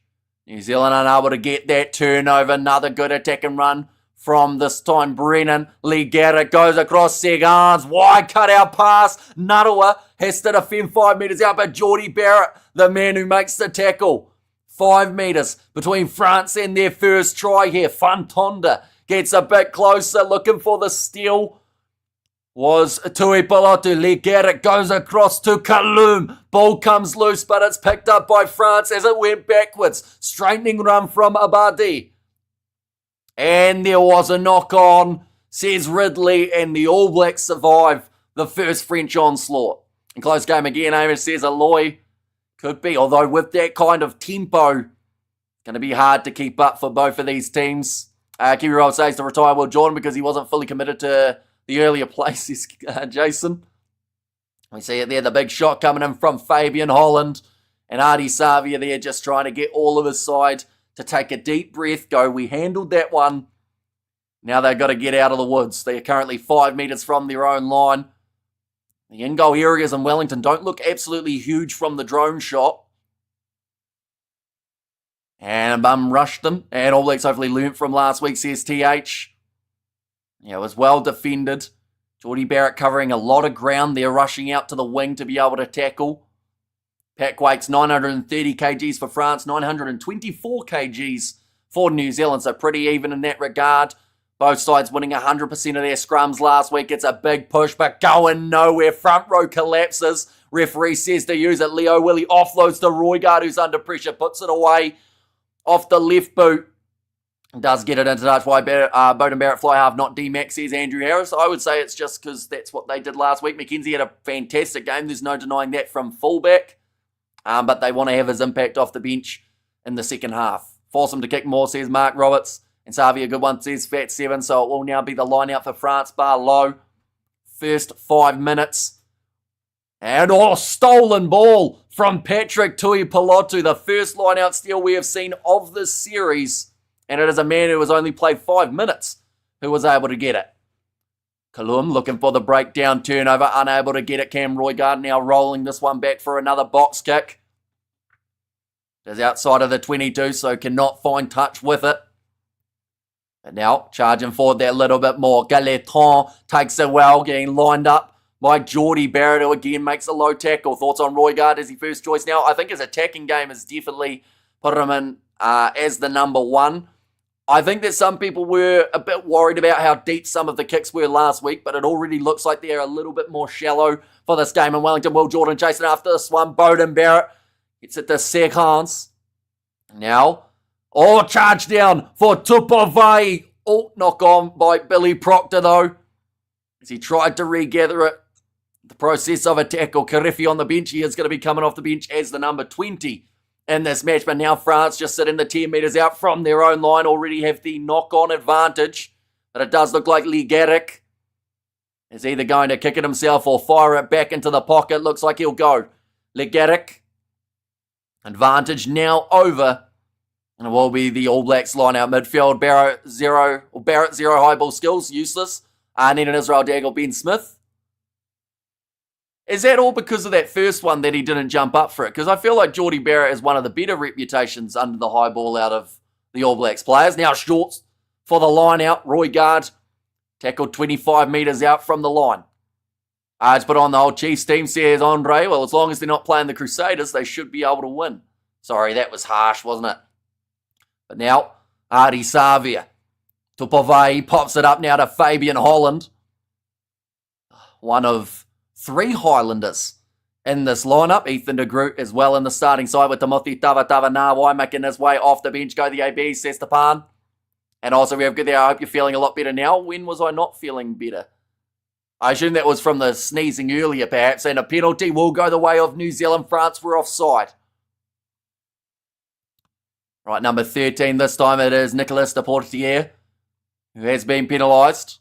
I get Proctor off now, says David. So I assume that's from that knock-on that, it was under pressure. I don't think it was that bad, was it? People very quick to sack people nowadays, it would seem.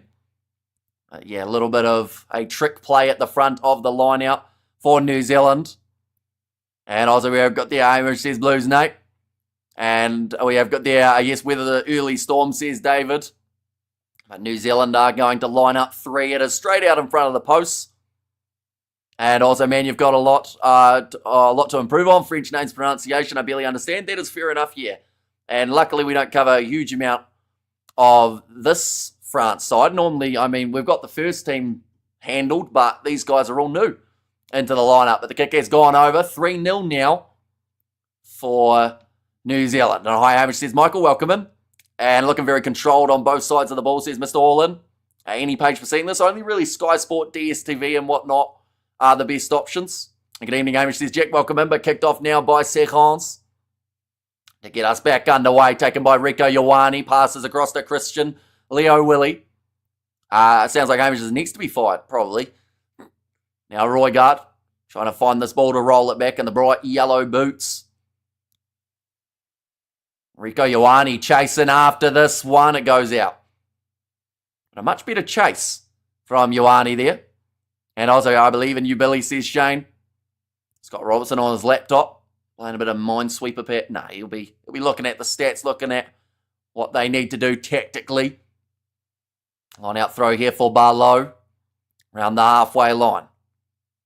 Thrown in, stolen by Holland. That is now 2 successful steals for New Zealand. One from their 4-1 from the 5, but a knock on from Savia. Wonder if people will call for him to be sacked after the one knock on too. But it's going to be a scrum feed now for the French. I believe I can voice is Lamatasi. And also we have got there, I wonder what ABs need to compete, or I wonder what ABs need to do to compete better in the year. Well, they've already stolen 2 lineouts, so in that department of the year, they're doing all right. I think the high ball in Wellington, though, is never clean, is it? No matter who's playing, you get that little bit of a swirling wind. You think you're underneath it, and then it lands about 5 metres to the side. Watching from Belgium. Thanks for the live stream, says Mr. Pants. No worries at all. And also, we have there, have you got a Discord? I do, but it's just more so just updates of when we are streaming. Apologies for Hamish's mustache. Commentary good, though. Says David, yeah, you really don't like the mustache, it would seem. I think that's about your second or third about it. 10 minutes into the contest, France have got themselves the feed here. Legaric, last week they did have 8 scrums successful.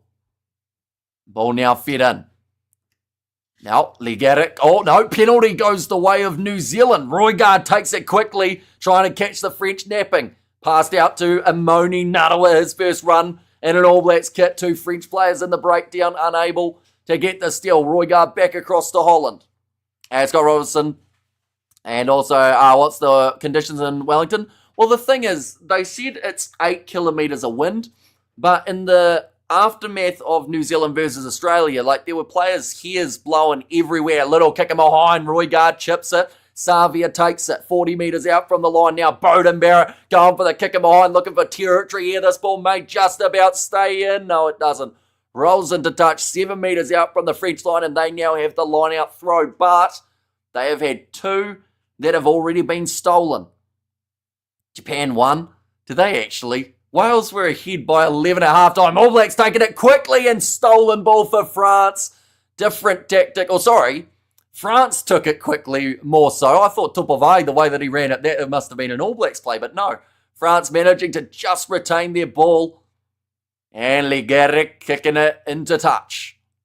So then 38 metres out from the line now. New Zealand will have the line out throw. I love the Mo Hamish. I need to grow a mullet, says Blues Nate. And afternoon Hamish, says Daniel. And there as well, and have to feel for Welsh fans, says Sakabula.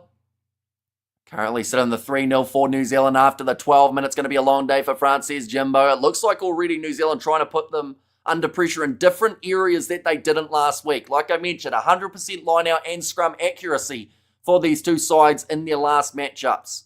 But this one now, you've got New Zealand already trying to just force errors. All nice mark called by Leo Barre. And we have got their all in the game. Thanks, bro. Appreciate it, says Matthew.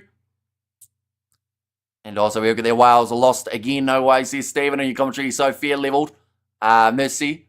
Says Stuart, they're all not out there from France. Sogby, though, almost got the big hit in. Tupavai. In fact, this time it's Tui Pelotu. Flying down the blind side.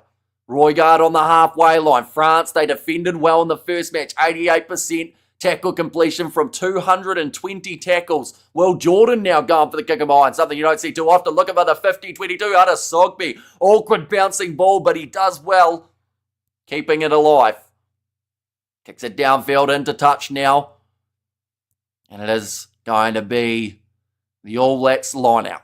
Why can't we see the game? Because it would be illegal to show it on YouTube, but you can catch it on Sky Sports, DSTV, Stan Sports, Flow Rugby, and I think there's about 2 or 3 other options as well. This game sounds different from last week, with a bit more movement, says Phil.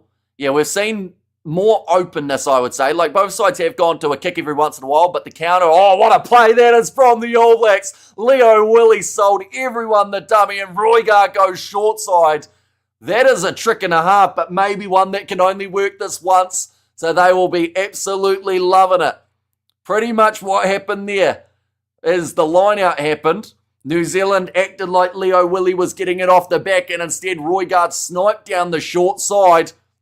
We're going to see it now. Tui Pelotu. Leo Willie runs away, sold everyone the wrong way, and then Roygaard sneaks down the short side. They'll probably check it just in case. See whether or not there was some sort of obstruction. But no, that was nicely done. Artie Savia passed it off to Cam Roigard. And Artie fired, Billy fired, Scott Barrett fired, Hamish fired for his mustache. AB's handling error is fixed. Says power by. But it is a big try for New Zealand, scored by Cam Roigard. He was close to scoring last week, but didn't quite. That one now, it will stand. Bowden Barrett gets it to curl on round, and that will make the score 10-0 for New Zealand here.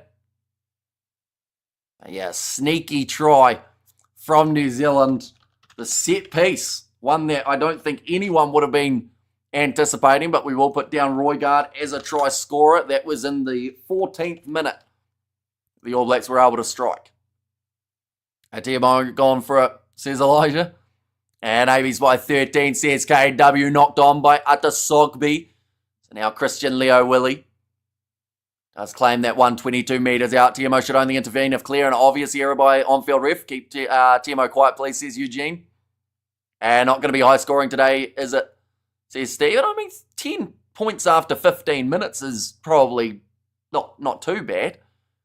And very nice go the All Blacks, says Michael. And outthought, outplayed, good stuff, says David, and Roigard doing well. Set up by Leo Willie. We see it there. I want to say it was Jakobus Fantonda who got sold the worst by that one. And then just down the short side, Roigard sneaking around and does score the try. Cody Taylor absolutely loving that one, you dreamers. Still here, who said France will win. Says Godzone. Yeah, they only lost by 4 in the first match. People said AB's winning that one by 50 and it didn't happen. So we're just got to wait to find out. 80 minutes is a long time. France haven't had much of an attack as of yet. Everything is proceeding as it did last week, other than the fact that France were up 10-0 rather than New Zealand. And we have got the donation. Thank you very much, Tapan. Greatly appreciated for your generosity. Roigard now trying short side again. France onto him like a flash, getting in the breakdown. But still just on the side of the ABs. And don't underestimate the French, says Eugene. Exactly right. Like these young guys, they will find their rhythm into the breakdown there for Barlow. And the All Blacks get the penalty, though. Clearly off the feet there, going against the loose head prop.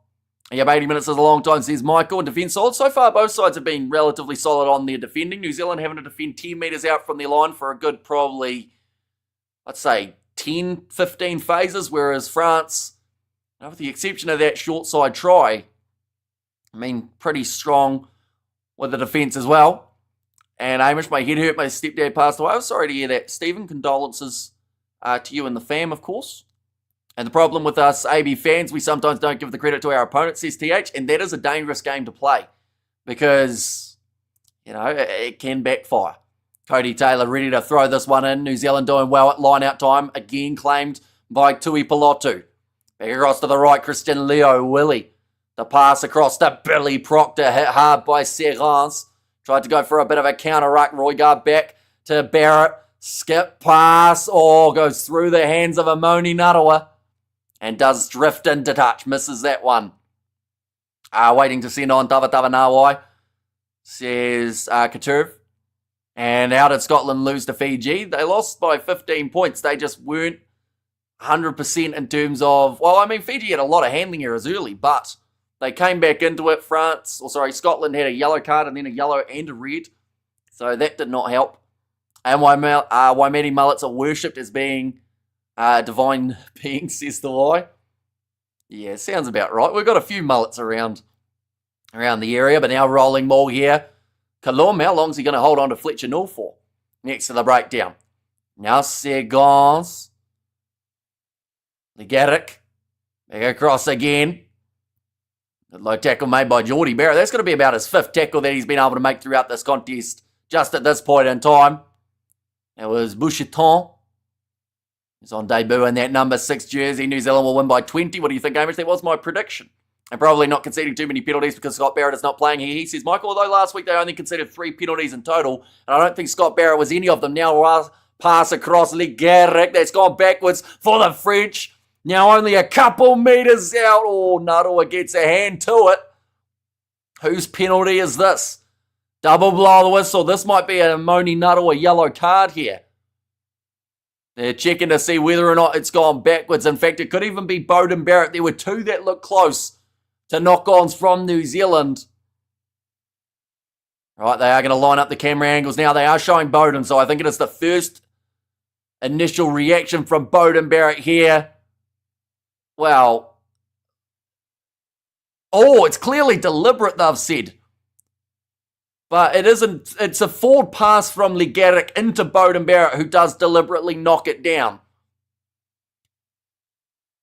So, in that regard, are they going to call it as a forward? I don't think they're going to call it as a forward pass first. I think this is going to be a Beauden Barrett yellow card here. And now they want the wide view to see whether or not there was cover. Silly Yellow says beekeeper. Right.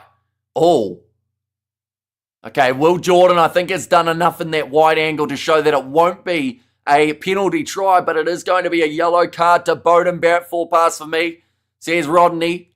And good start. They just need to make less mistakes than France, and they'll win big, says Brett. Well, now they've got 10 minutes without all their players on the field. Timo to the rescue. The first defence is the knock-on, says Lamatasi, and it's yellow and fairly, says Heaney. And yellow loves the Barrett boys, says the Blues. No, it does look like France are actually going to opt for 3 points here. Get their first on the board. It was a good attack coming from France, though. Legaric. If they checked that last one of a Moni Nuttall, that might have also been 4-2. And the cheating begins, says Robert. This kick now lined up from Legaric. Interesting choice that he's doing the kicking here rather than Segons. I know it's close to the try line. Only 15 metres out. The kick is good, though. And that is now going to make the score 10 points to 3. Yellow card, Beauden Barrett misbehaving, says Matthew. And how can you get a penalty try on a forward pass? It's a good question. And keep Scott out. Too many Barrett, says Sonny. And New Zealand have the position. Says Ruth. And Japan 22-24. See, the Welsh have to win that, don't they? Because if they lose, it's just going to be rough, isn't it? And Roygaard scored. Damn, that must have been awesome, says Wonga. Now kicked off, this time by Geordie Barrett, who is on the restarts with Beauden off the field. They're trying to call it as a maul. They've been told to get out of it, though, for New Zealand. Legaric going back across. I think you're a bit behind in the match, says Jamie. We're probably about a minute behind because I'm watching on Sky Sport now. Now Serras will kick this one into touch. Will now be the line out for New Zealand, about 30 metres out from the try line. The Timos are corrupt, not calling out the forward passes, blatant cheating, says Thorfinn. And horrible, but no southerly, so playable. A pass quality is a must. And also, we've got their best man. The ref should have called it a forward pass. First, these Timos are really destroying the game of rugby. I agree with Victor Kerwin in their podcast. TMOs need to be given stricter guidelines, says Cameron. And yes, come on, France, says BAT, but now rolling more for New Zealand. 21 minutes through. And test match number 2. Still moving. Being told to use it once. This time, Cam Roygaard going off to the right-hand side. Looks like Geordie Barrett's almost taken on more of a fly half role with the absence of Beauden. Artie Savia. Now Cody Taylor tries the step, joining that breakdown. Christian Leo Willie with a good clean out. Savia again. So then 25 metres from the French line. Geordie Barrett looked for the inside ball. Didn't have anyone there, but Will Jordan picks it up and tries to create a bit of magic. Ball rolls out the back, or in fact out the side of the breakdown. Cam Roygaard with the snipe. Makes an extra metre. Savia. Cross to Tui Pilotu, who drives his legs.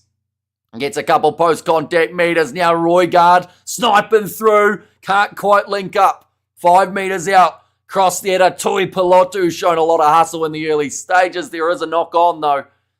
So we'll go back for the original All Blacks penalty. Big ups to the number 1 Rugby Underground commentator today, Hamish the Goat. Says Pillar. And also, there was a hand from Cam that disrupted the ball first, and ABs are used to playing with 14, no problem, says Heaney. As Razors leak to the right team. I don't think this team is a mile off. Like, I know there's a few switches people wanted to see, but there was never going to be a massive change with this being the second match and such a close game first. We have got there, man. I swear someone needs to be on Toops' shoulder. Says Mr. All In, but they have kicked this one to the corner, the All Blacks. 5 metre line out. The maul has already made quite a few metres. Sega's done well to initially start that tackle on Tui Pilotu. He did get bumped off, but slowed him down enough. Now Taylor. Ready to throw this ball and go into the front rolling maul for New Zealand again. Couple metres from the try line. Still going forward and over they go for try number 2, Ardie Savea. This time, the one who scores it. I just had to make sure that it was Ardie Savea, and it certainly is the captain. Got himself over in the 23rd minute of this match with the 14 men, and French loose pass and a try with 14 men. You beauty, says Godzone. But then just, really well set rolling maul. France, they did slow it for a little bit of time, but Savea pretty much went straight through the middle. And then does get over, just joined All Blacks 14 for a whole game, or is it just a yellow? It's just a yellow for Beauden Barrett. So he will be back in around 7 minutes' time. But this will be interesting. I assume Geordie Barrett will take over all kicking responsibilities here rather than just the kickoffs. Yes, Geordie Barrett lining this one up. First kick of the match, first kick of 2025 in an All Blacks kit for him. And straight down the middle, the swirling ball as it went through. But now the score sitting 17-3 in favour of New Zealand. That's exactly what they would have been after to fire again. Just after losing the man. The current line says 27.5 is the margin that they feel New Zealand will win by. I don't know if it will quite be that high. I love the attitude from the ABs. Go a man down. His captain scores a try 2 minutes later. And Captain Fantastic says, Sai. Now New Zealand in position. 15 metres out from the line. Roy Gard goes across to the try scorer, Savea. In fact, it was try scorer, 2 try scorer for those two. Beauden Barrett still another 4 minutes remaining of the yellow card until he can return. Roy Gard off the left boot. Does kick it downfield into touch. Smashing it, says Zoe. And when someone goes to bed at night, they check under the bed for Ardie Savea, says the What's Up Guys podcast. Yeah, he's certainly stepping up for the All Blacks throughout this year, as he always does though. Ardie Savea, now Lee Garrick with the no-look pass as he was slipping over. Very nicely done by the young halfback. Now a bit of open space in the middle of the field for Barret. Gone backwards, Galetron. Shut down by Amoni Naroa. I want 50 million thousand, but I will settle for a W, says Lamatasi Kalum. The big run at De Groot. And the penalty goes the way of Christian Leo Willie. Locked himself over the ball. Does score the try. Like I said, even with a man down at the moment, the All Blacks are persisting with trying to take it to this French pack. Putting pressure on them in the breakdowns. Now they will be able to once again kick this ball towards the sideline. Just saying, they're pumping it deep into the French half as well. Not a bad idea for the ABs. That one gone very high from Geordie Barrett. It does get the distance he was after. Brilliant All Blacks, says Kingsley. And will get strong as the season progresses. The All Blacks will run out of breath before halftime and surrender, says Young. I mean, in the second half last time these two sides played, 10 points for the New Zealand. In the second half, 14 for the French. Thrown in. Claimed there by the All Blacks. Running onto it was Billy Proctor. And a good 2-man tackle. Takes him down. Now on the left, Tui Pilotu. Sees it from Roy Gard. Amoni Naroa next to the breakdown. Tries to pick and go. Sad that the All Blacks is only good enough to for the French B side. Says Mark. I mean, they can only play who they are playing, can't they? Until we get to see them up against the other teams, we won't know where they really shape up for this year. Fabian Holland sitting 20 metres out from the line. Pick and go from him again. Offloads it up to Ardie Savea. And wait until we release our reserves, says Mark. And now backline movement. Billy Proctor again. Great tackle round his bootlaces. They know how to shut him down, it would seem, in this match. Geordie Barrett looks for a risky offload. Gives it straight to the French. Atasogbe kicks it downfield. Will Jordan. It is a 3-man chase. Jordan winning the foot race. He's going to be under pressure. Tackled there by Deportier. 3 French players all on Jordan, and they win the penalty. Legaric wants it quickly and he will take the tap, passes off to the man on his side. Proctor sit down, but he did still complete the tackle. Wide cut out to the right hand side. Adesogbe near the sideline, grab it in behind Jordan, back to cover. Goal line dropout for New Zealand. We have there, Kutsia said Italy outplayed the bomb squad in one half, says David. And there as well, oh, they just want to check something again here by the sounds of it, a TMO. What is this one going to be for? There's a dangerous tackle on black number 12, so that is on Geordie Barrett. He does have a bleeding nose, so I assume that that's where the contact happened, in which case, man could be in a little bit of trouble, whoever did it. Right. Dangerous tackle on Geordie Barrett. It's really not that bad. He hit his head on the ground, Geordie Barrett. Above the horizontal, I wouldn't... Well, I don't know why he tucked his head, Geordie Barrett. He actually made it worse for himself. But there's a slight lift. It's a penalty at most, I would say. There's two men in the tackle. They drop him. I don't think that's a high angle. So I don't know if that's going to be a high degree of danger. There is a slight lift, though.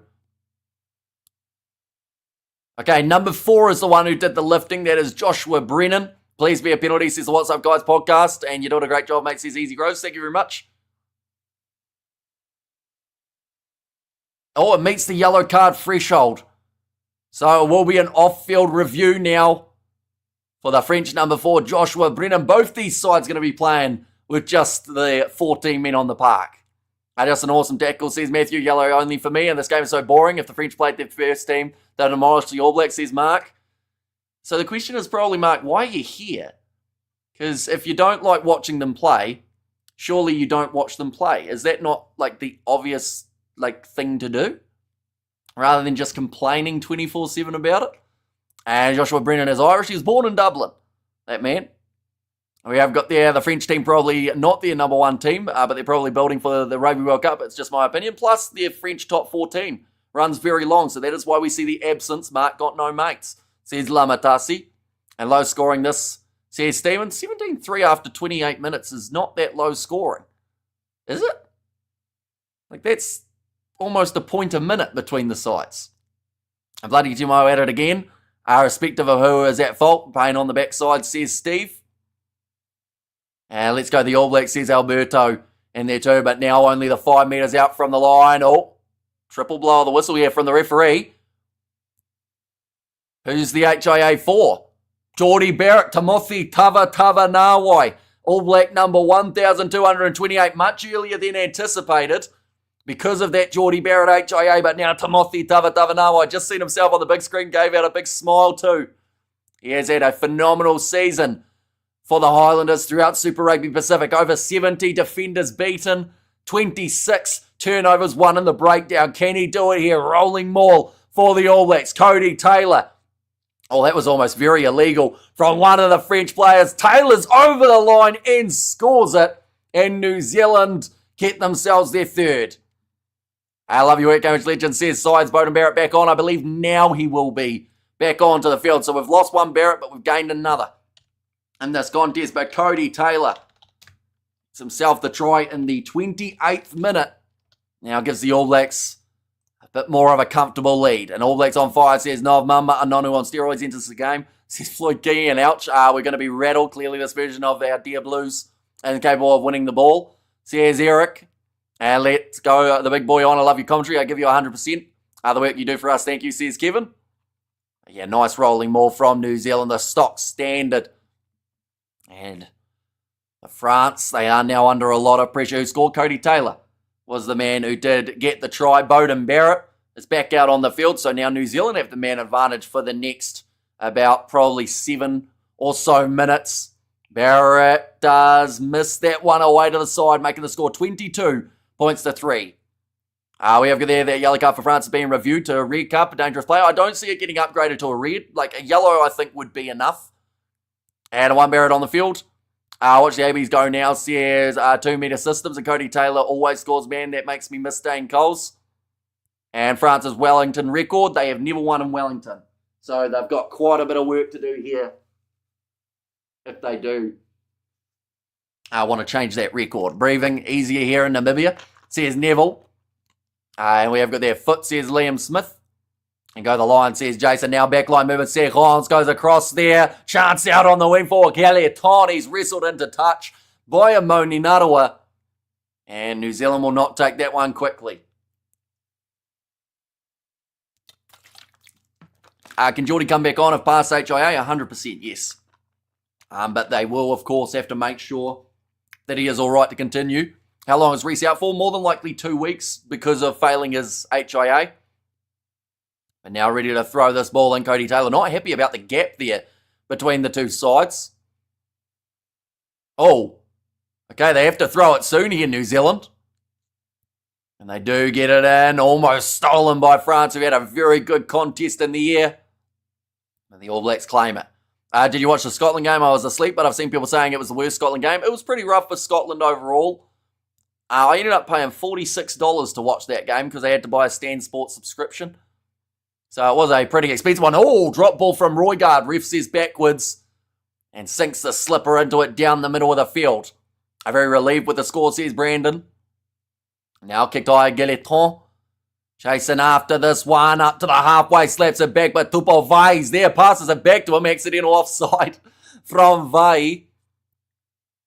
So what happened there? Or actually off his feet as well for Tupou Vai in that scenario. So he ended up passing it straight back to Galeton, said have another go. Galeton passed it back to Tupou Vai, said I don't want it, you have it. Keep France at 3, says Delta. What you go to any rugby games or you just commentate? I've been to one before. Just the one this year though. Other than that, haven't been to many rugby games at all. And that one has been kicked dead by France. It is a big mistake there. That's BS. If you're talking about that penalty, it is within the laws. So it makes sense. Do you hate saying the French names? I'm not a massive fan of saying some of them, to be honest. They don't roll off my tongue very well.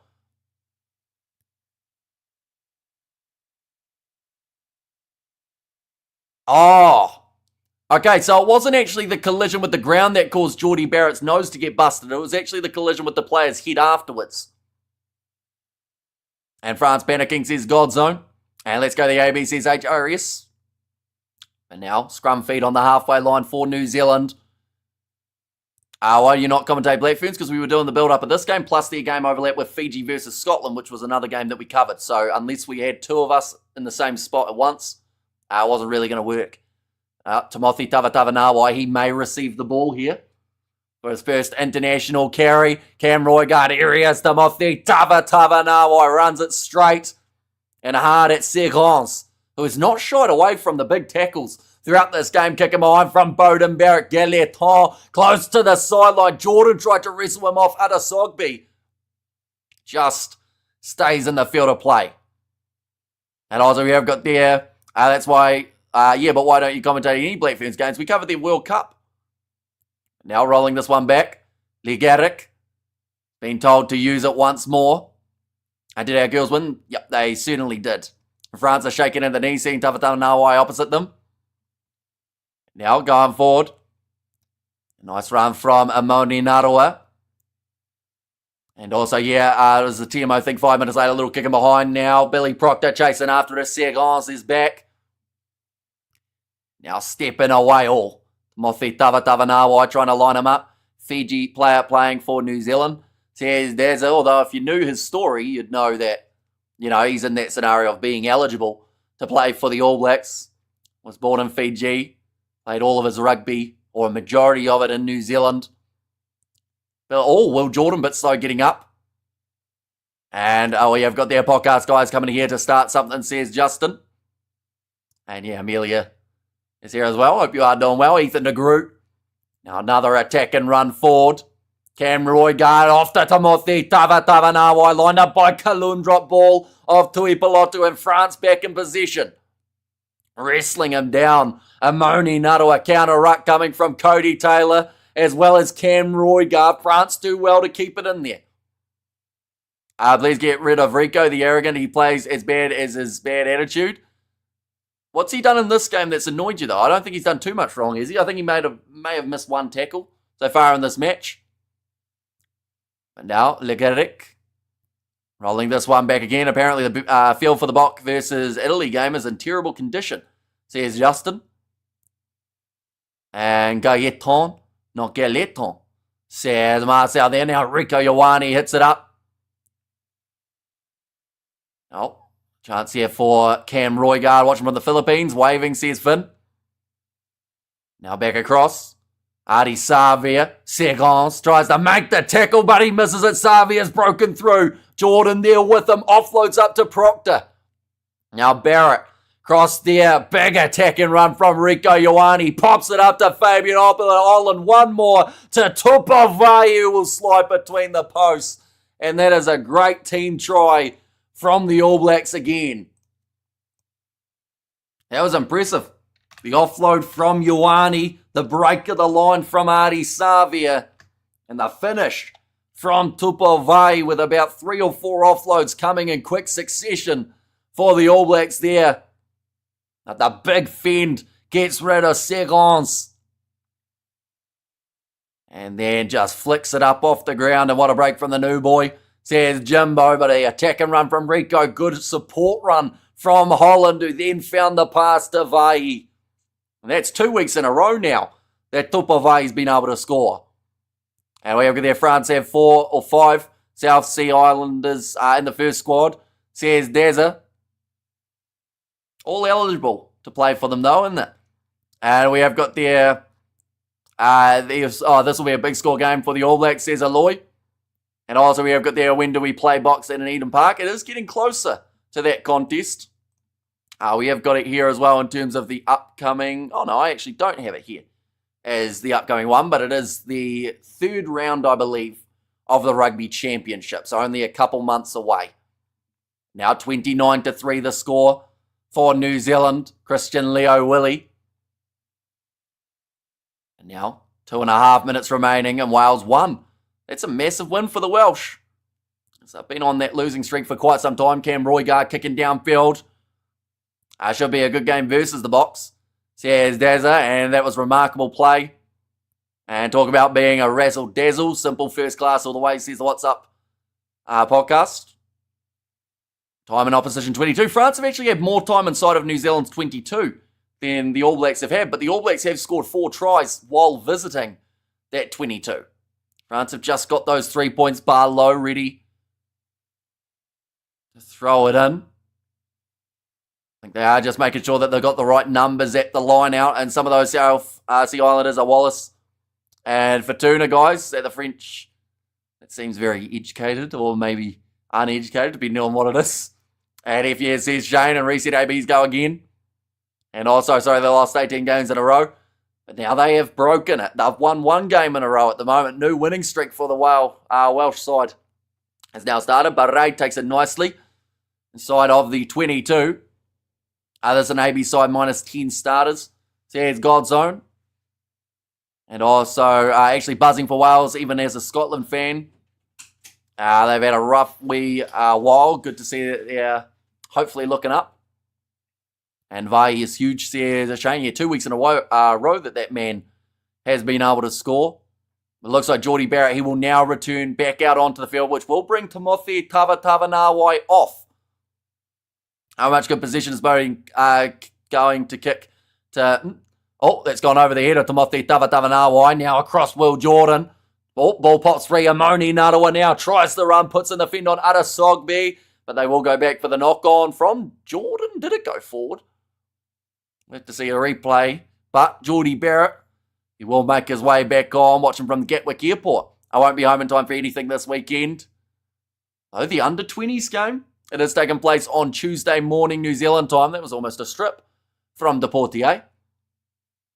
We have got there, never back down. ABs keep going. And you're covering British and Irish game later. Yep, we are indeed up against the Australian and New Zealand. Each V should be a very entertaining game when it does take place. But now just the 8 seconds remaining of the first half. And how do you know how to say the French team names? Honestly, I don't. Like, I've listened to some of the comment. Of course, you listened to the commentary last week to try and learn these names a little bit better, and then they change all the players. So then you got guys that we've never commentated before. So there will be a little bit of roughness in there, and at times a lot of roughness, to be fair as well. We got a super sticker from Andy. Thank you very much, mate. Greatly appreciated. Barre. Now moving forward. Ali Garrick. Looks like France want to strike once before the half-time break, but Cam Roygaard, he had it for a second, gives it back into the hands of the French. Fontonda. Now Lee Garrick firing it back across to the left-hand side. Open space there for France, 15 metres from the try line. Looking for the turnover in the breakdown. New Zealand get it. It's Billy Proctor who is popped out with the ball. They've still got the penalty advantage as well. Looks like New Zealand are going to try and run this one. Beauden Barrett thought about the cross kick, gives it to Holland, slings it on. Cody Taylor drops it, and they'll go back for the penalty. Do you speak French? I do not know. What the hell was I saying? I have a really bad feeling about this. Says the What's Up Guys podcast, but a great steal in the breakdown from Proctor. Sorry, tell you what, the tongue's in all sorts of the wrong place for those two sentences. We are there trying to learn from two sets. Super good at French name pronunciation, says Eric. And as well, but that one is going to go into touch from Beauden Barrett. They have decided that that will be the end of it. So now they will go into halftime with a 29 points to 3 lead. Stop the maybes, says Kathurv, and also the Box play Georgia next weekend, says Vincent. Our Wales just beat Japan, says Gareth. Yeah, ending their massive losing streak for the Welsh. Hopefully it is onwards and upwards from here for them. And they can start to really just start to put it together for the team.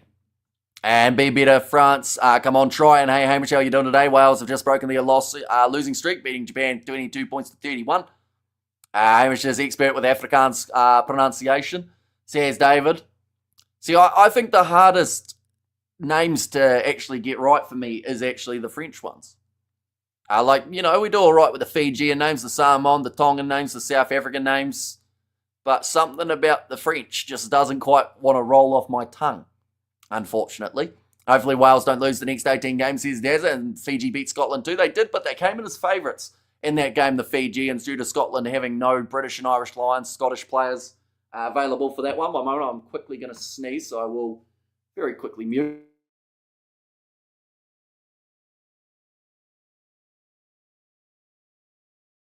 We are good, hopefully. That's been a habit of ours, letting off the foot. Come the second half, says Harlem, and I just got here. How come France are losing so bad, says the Big Rig Joe. I think New Zealand have just been more clinical, is one of the biggest things that it comes down to. Proctor with a thumbs down. Well, if Proctor didn't get that turnover, the All Blacks may have conceded at the end of that half. So, wasn't that bad, was it? You look French. Do a blood test, wee, says DH, and who cares how much at least you're trying to speak French, says Aloy. And also we have got there, hi Hamish, you're doing well. Says Chris and Robertson, the greatest All Black coach in history now, says Colonel. And I was just Afrikaans, Fiji and Samoa, Tonga names are on point. Get this guy a job at Sky. And that's why your older brother give a youngster a turn. Although if they are doing the French series, of course, I'll just have to take that series off since I can't say the names very well. That's what happens when you kick the ball too much. You end up scoring in threes, says V. And South African tuning in on the day or on the road all day. Great coverage to listen to. AB sounding dangerous. Looking forward to the Rugby Championship. Keep up the good work, says Stefan. And we are going to be live for that South Africa versus Italy match as well. So, of course, be sure to tune in for that one. We will have around an hour build-up. We will be looking through at all the statistics from the previous encounters. We have got their great start from the All Blacks. Let's keep up momentum second half. The All Blacks have dominated the first half, yes, says the What's Up Guys podcast, and Tawhatana Nawai is New Zealand citizen, bro. Says Malcolm, yeah, he's 100% eligible to play for the ABs. He's had a couple minutes out there on the field. He got one attacking run, but then Geordie Barrett will return from his HIA. We have got there, to be fair, Abiel Biarray is horribly difficult, even to us Frenchmen, says Marcel, or Marseille, I should say, sorry.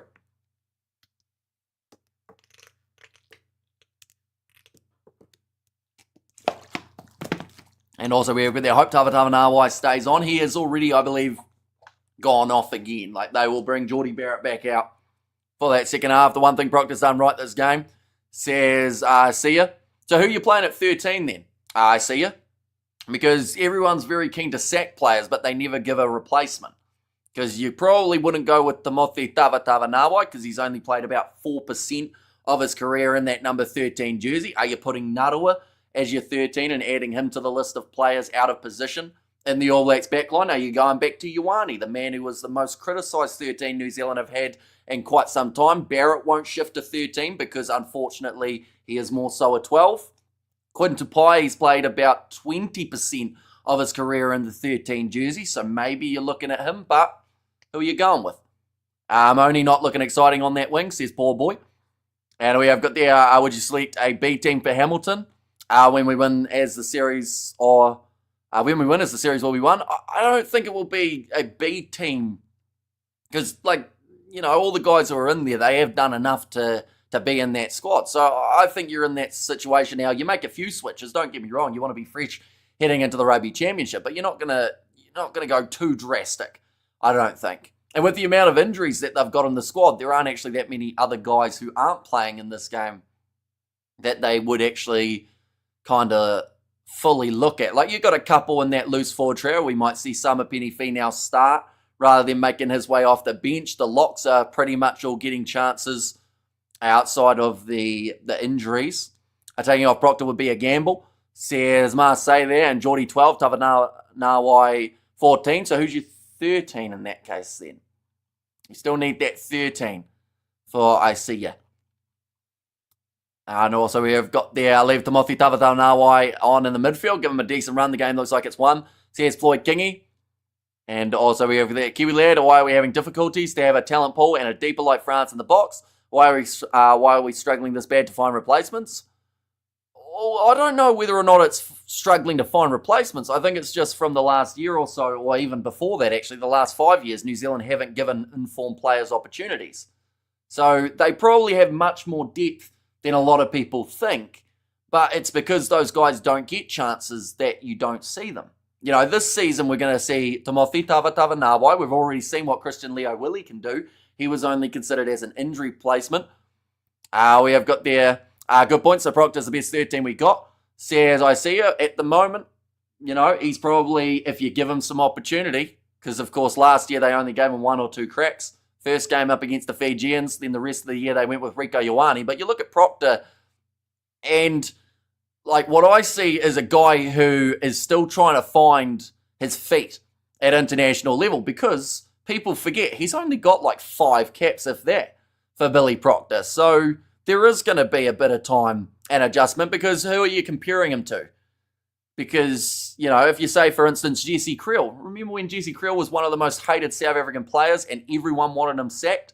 And now he's a guy that plays all of the minutes throughout a season, or a majority of them, and people absolutely love him. I feel like Proctor, unfortunately, people are too quick to sack guys for one slightly shaky performance, rather than going, how can we see this guy growing into this role?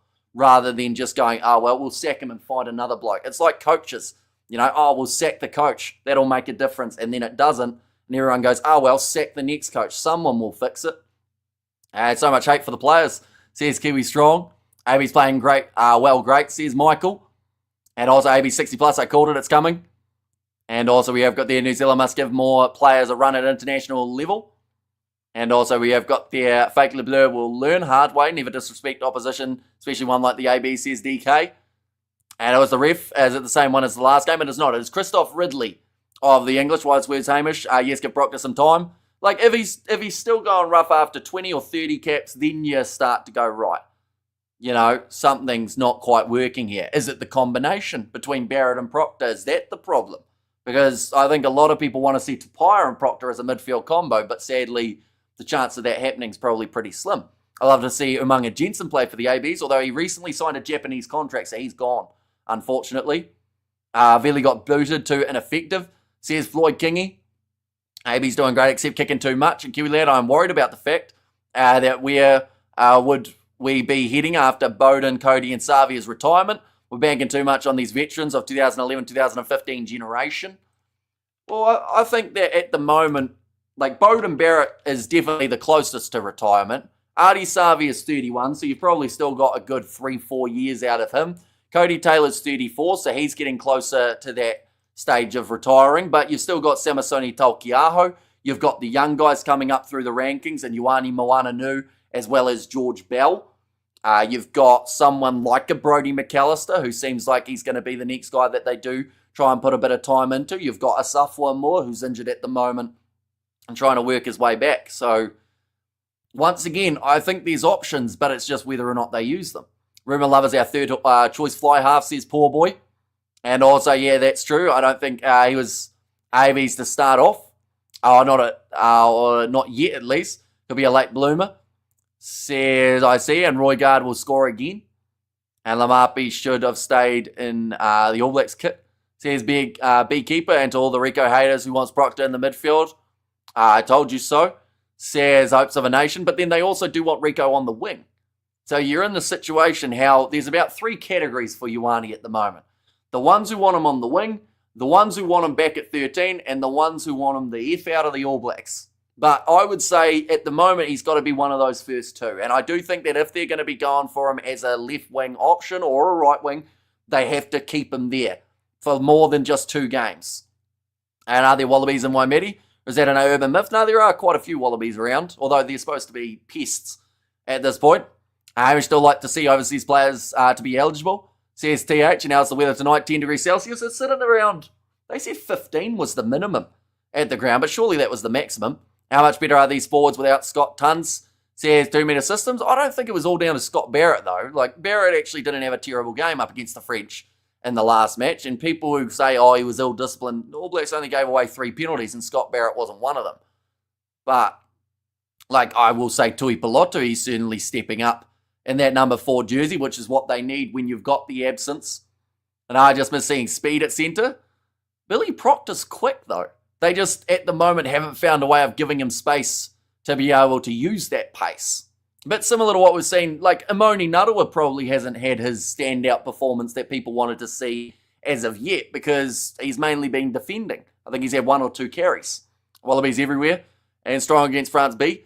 Says Floyd Kingy. I think they've looked good in this game. I think that France, unfortunately for them, their set pieces let them down in this contest. And as much as people want to do the whole B team and C team narrative, this B/C team, as people are calling it, are the one that almost beat the All Blacks last week. So once people start respecting this side, then, you know, there's quite a few hidden gems across this lineup for the French.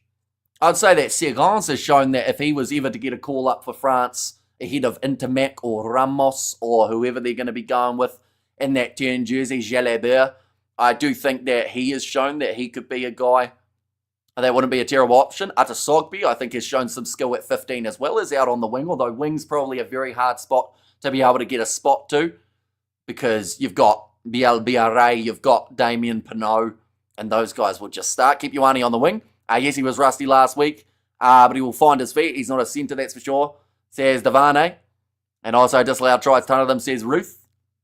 And also 29 points to 3.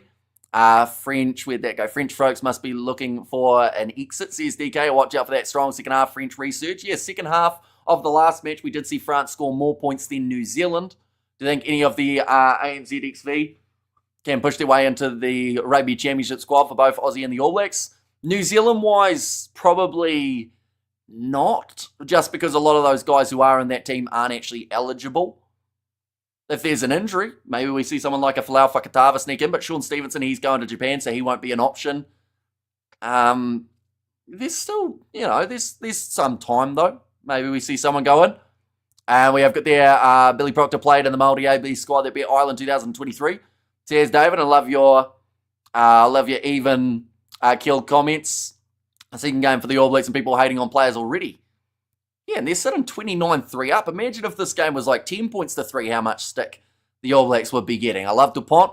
I wish he was playing here, actually. And sadly, injury for Dupont will keep him out potentially in November as well. Is Carifion? Not yet. He is still awaiting his chance to make his way onto the field. These are the benches for the two sides, ladies and gentlemen. For New Zealand, I've got Simasoni Taukiaho, Ollie Norris, and Pasilio Tosi. 3 men who will make their way off the bench in last week's game. Sama Penifina and Duplessis Karifi will be the other 2 forward replacements. Then Cortez Ratama Tamoti Tavatava Nawai got briefly out there on the park for around 10 minutes while Geordie Barrett was trying to pass his HIA, and then Damien McKenzie slotting in there as the number 23 for the French. It is Bougarit in the front row alongside Malaise, who was actually tackling at an efficient rate of 0.44 tackles per minute played in the last contest.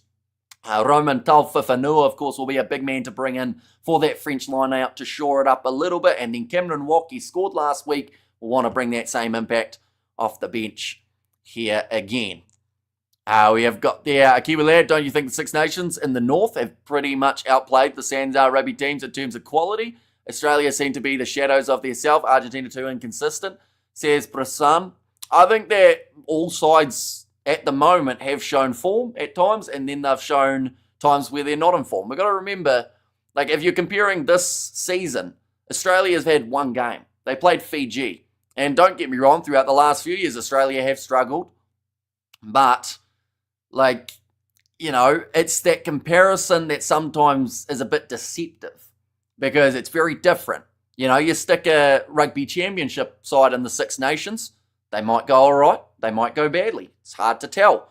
You stick a Six Nations side in the rugby championship, they might go good, they might go badly.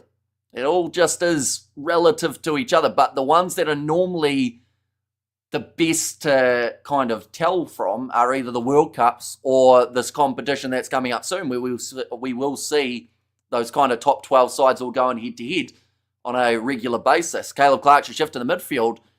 I assume you're talking about in general, seeing as he's not playing in this contest. But once again, you're playing a guy out of position. Yes, there is a bit of an ask for Caleb Clark, but he was one of the standout wingers throughout World Rugby in 2024.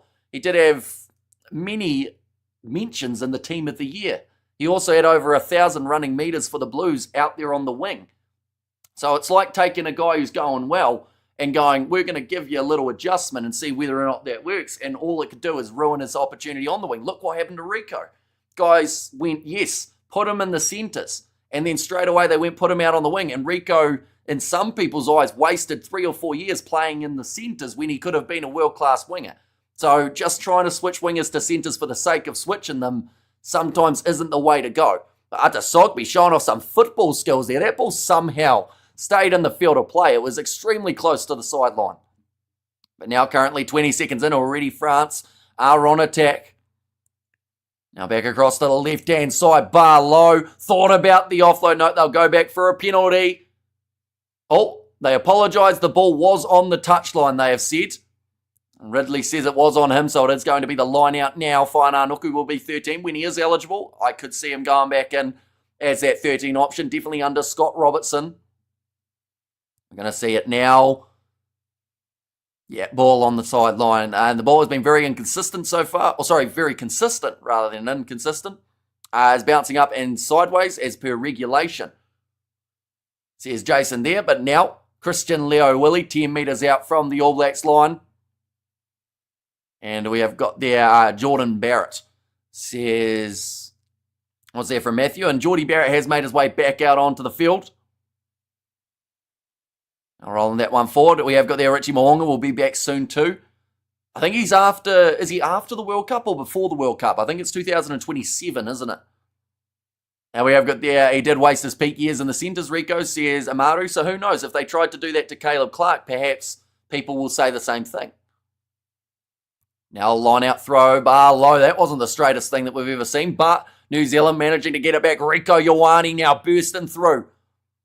So at about 45 metres out from the French line now for the All Blacks. Billy Proctor, big fend on Fantonda, 5 post-contact metres. Roygaard, cross now to Fletcher Null.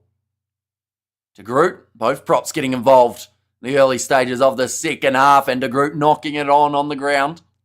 Swap out Rico. And also, it seems like we've learned our lessons from near escape in the first test, says Brasan. And Hamish says, Hayden, welcome in. Any AB subs yet? Not yet. Just that one moment where we saw Tomothi Tavatava out there, and then he did go back off the field when Geordie Barrett returned.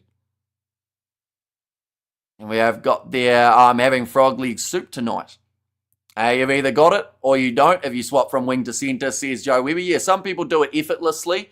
I mean, we've probably seen here for Gayeton how, you know, he was in the centres last week.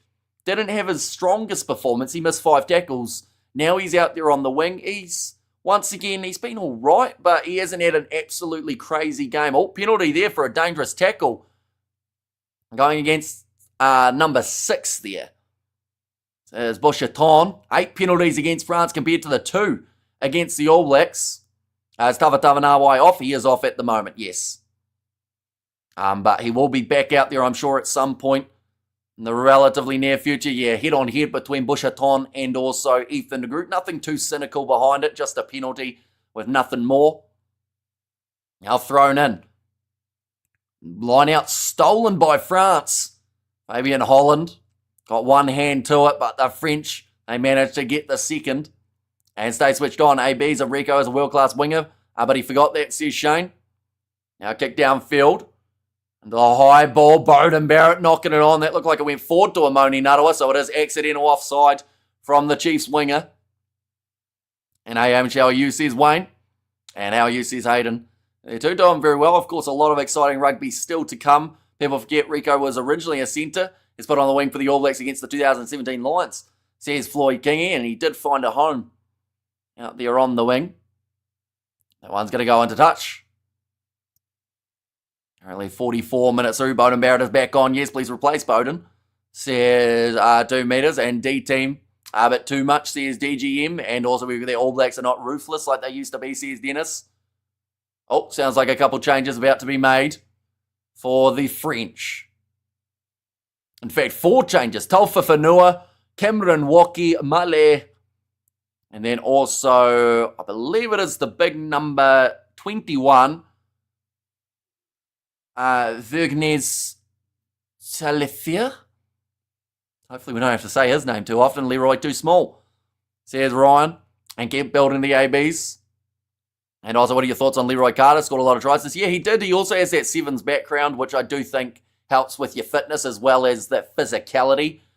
Like, he's not the biggest guy around, but he certainly packs a punch. He's a bit similar to Duplessis Karefi.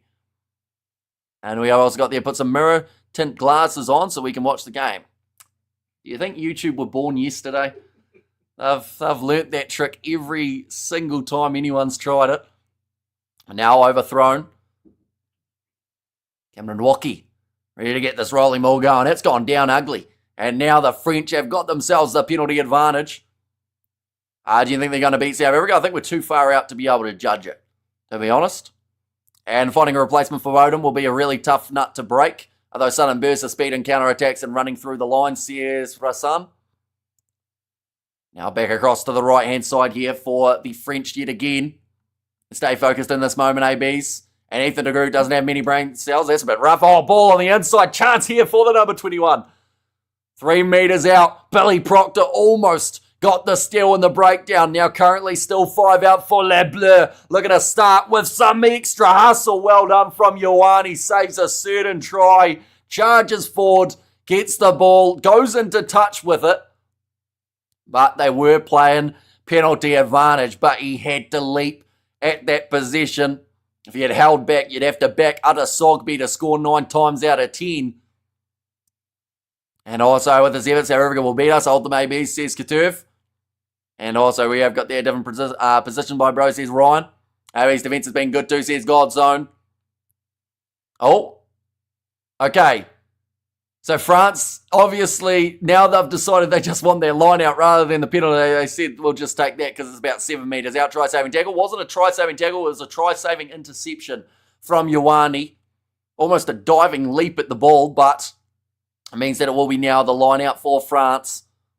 And reset ABs go again, says Katurv. Line out success at the moment. Throughout 2025, they've had 94% of the time. They do get it. Now nicely taken by Cameron Waki. Fires it off to Barlow. Last ditch tackle by Bowden Barrett this time. Bit of a counter-up from Cody Taylor. Hands went down though. And Rico says, poor boy. Ali Garrick again goes across.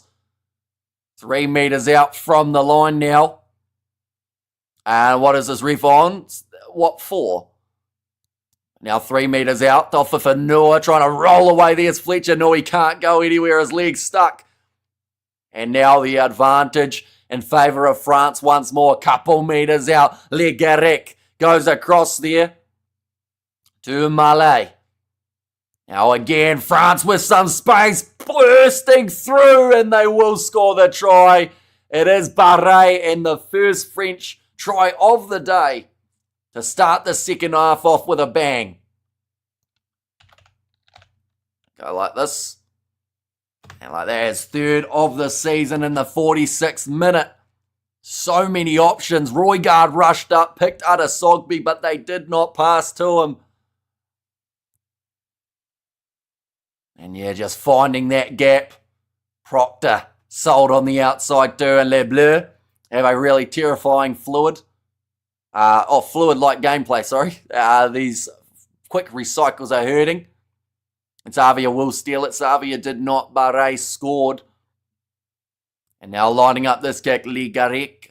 I still am confused why Serrans is not kicking after his great kicking last week.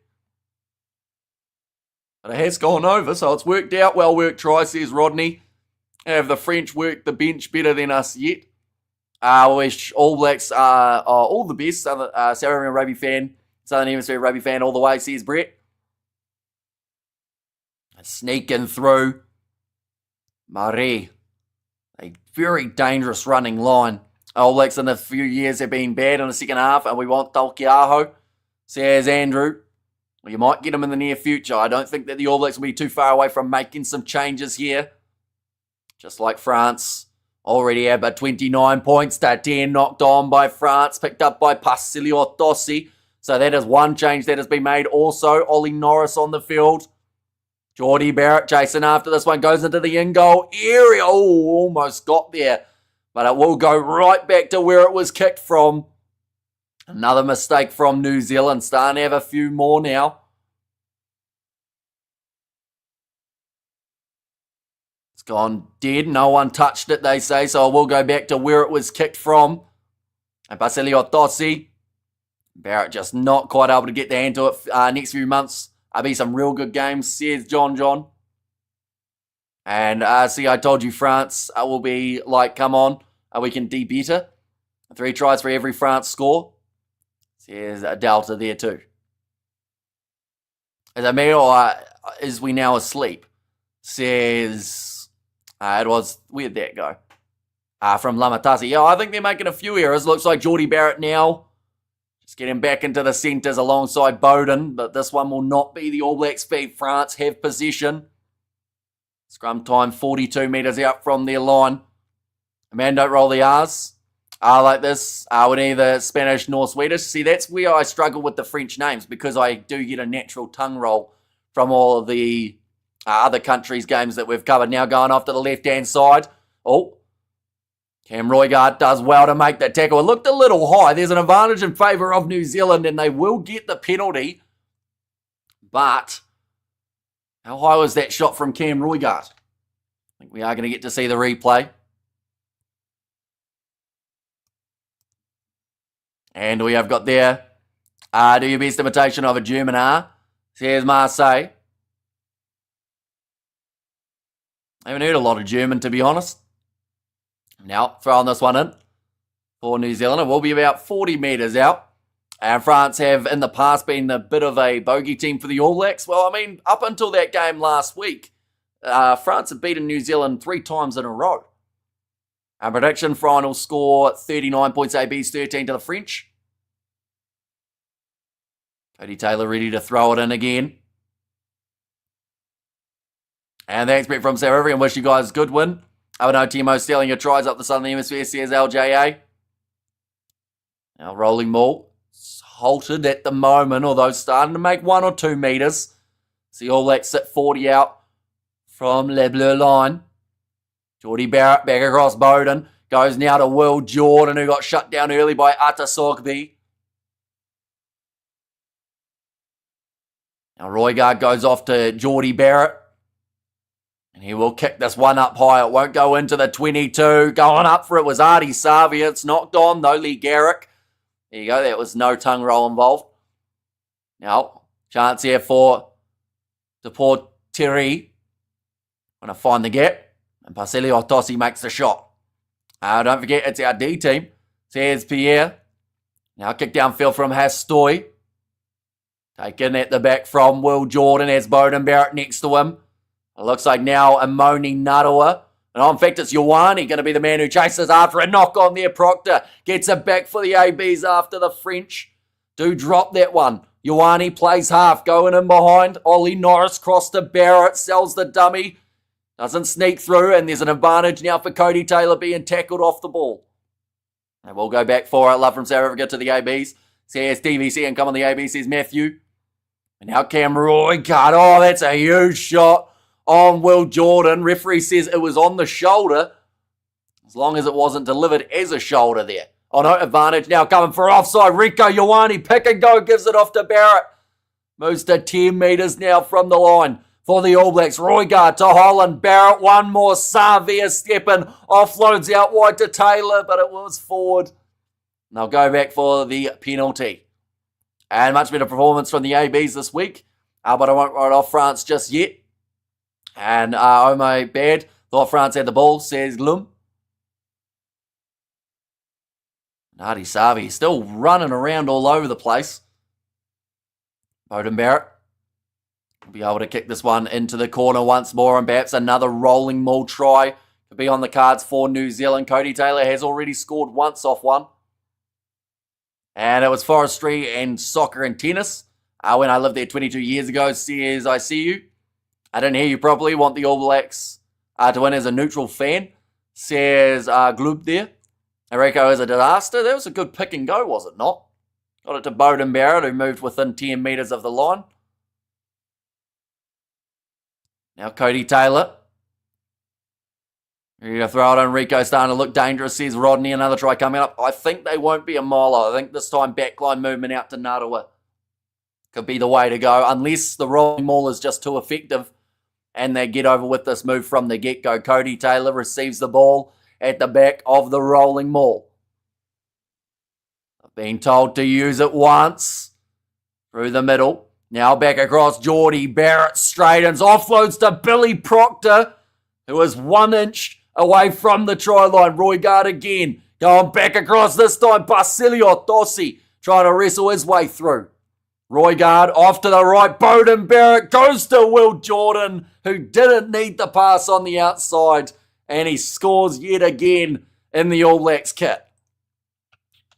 It is in the 53rd minute that we've seen Will Jordan cross the try line for the 3rd time this season.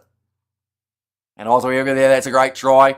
And just extensive build-up for the ABs. The offload from Geordie Barrett to keep it alive. Proctor just inches short, then shifted it away right after a couple big carries from the forwards.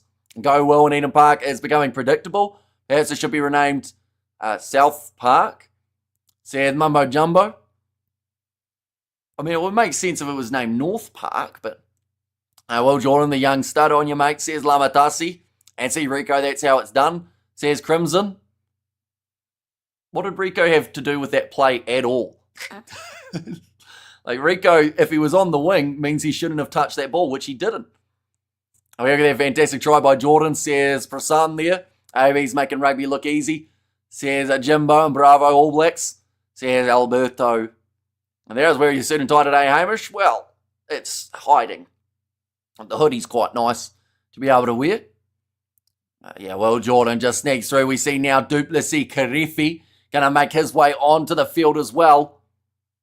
As a mustache style, the Mexican or the Predator, it is the I lost a bet. Drop ball from Fabian Holland. Turnover now for France on attack.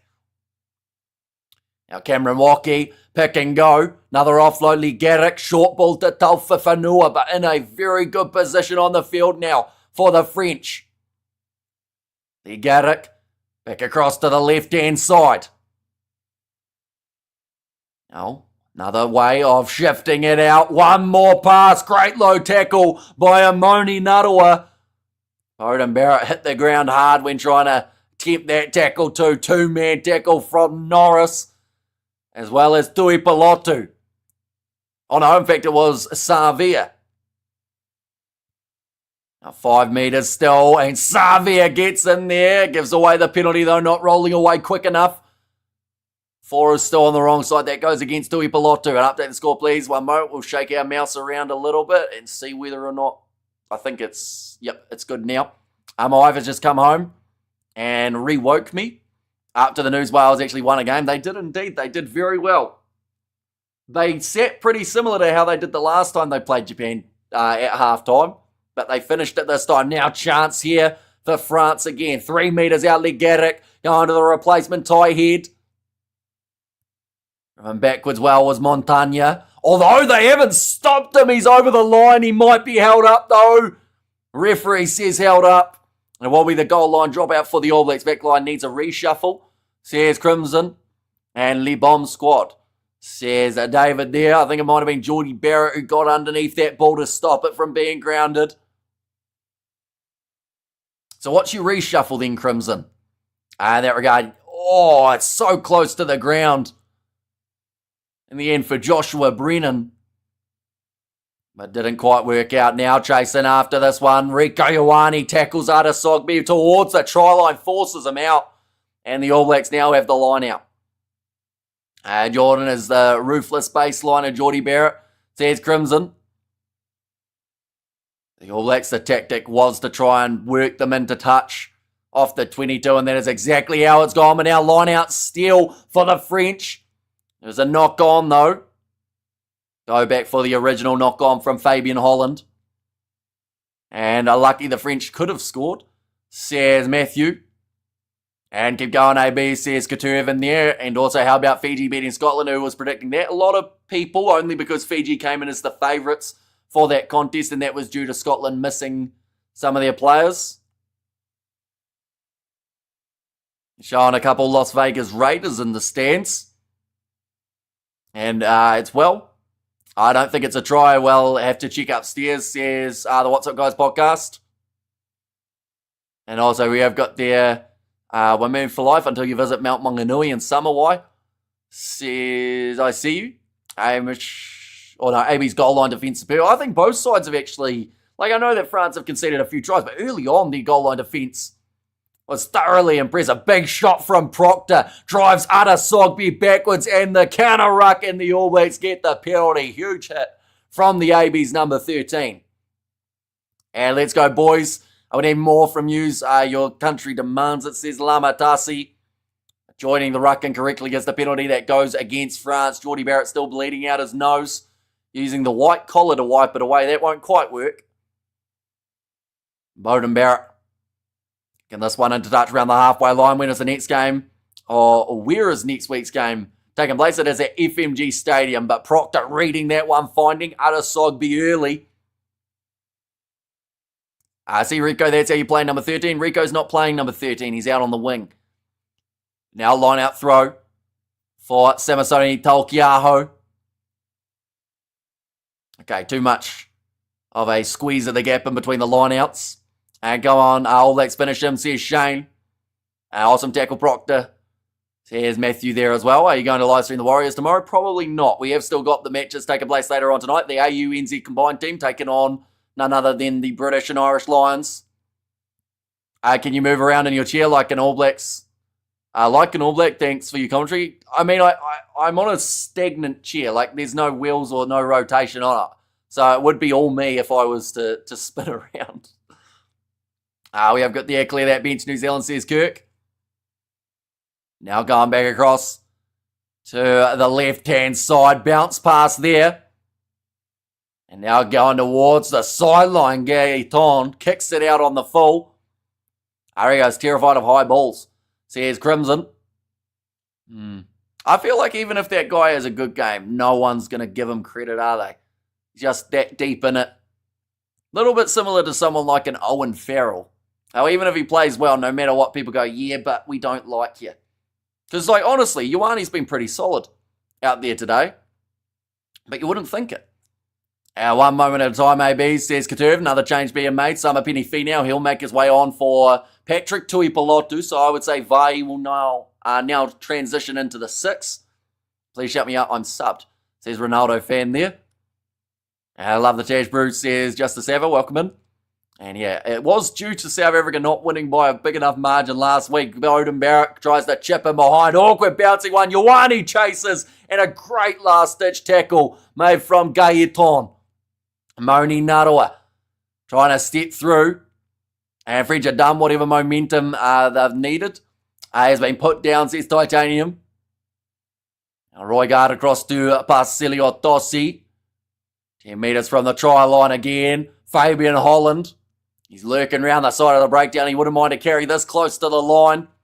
And instead has to join it. Roygaard pops it up again. Finding Duplessis Karefi, pick and go. Almost a spin there in the tackle. Back across. Tupovai. Ioane calling for it on the wing, but they can't get it out to him. Oh, injury here for Cameron Walkie holding his knee. That is not good for the French. Roygaard off to Karefi. One more pass. Ioane. Did he put his hand in touch? No, ref says try straight away. Enrico Ioane scores his first try out on the wing in many years. 61 minutes through, 8 phases in a row for the ABs. They may just have to check that hand to make sure that he didn't put it into touch first. I think I just heard them say on field, so that might be something that tells us they may be checking for it. Shot clock off, please. Uh-oh. Did Ioane put his hand in touch here? Right, they're restarting it again. I think their hand was close. Oh, that's almost simultaneous. And the Ioane finished with the sideline. I think Eureka says Robert. And put Tawatawa Nawai on again. I don't think he'll be a mile away from going back out there. They have actually stopped it for Cameron Walkie's injury too, I believe. Right, there's no foul play. There's a rugby incident for Tupovai, who looks like he is struggling at the moment. And also the All Blacks, there's Saints on top. But yeah, Tupovai not looking flashy, a 50-50 call. Says Floyd King, and thanks Rico, says Brasan.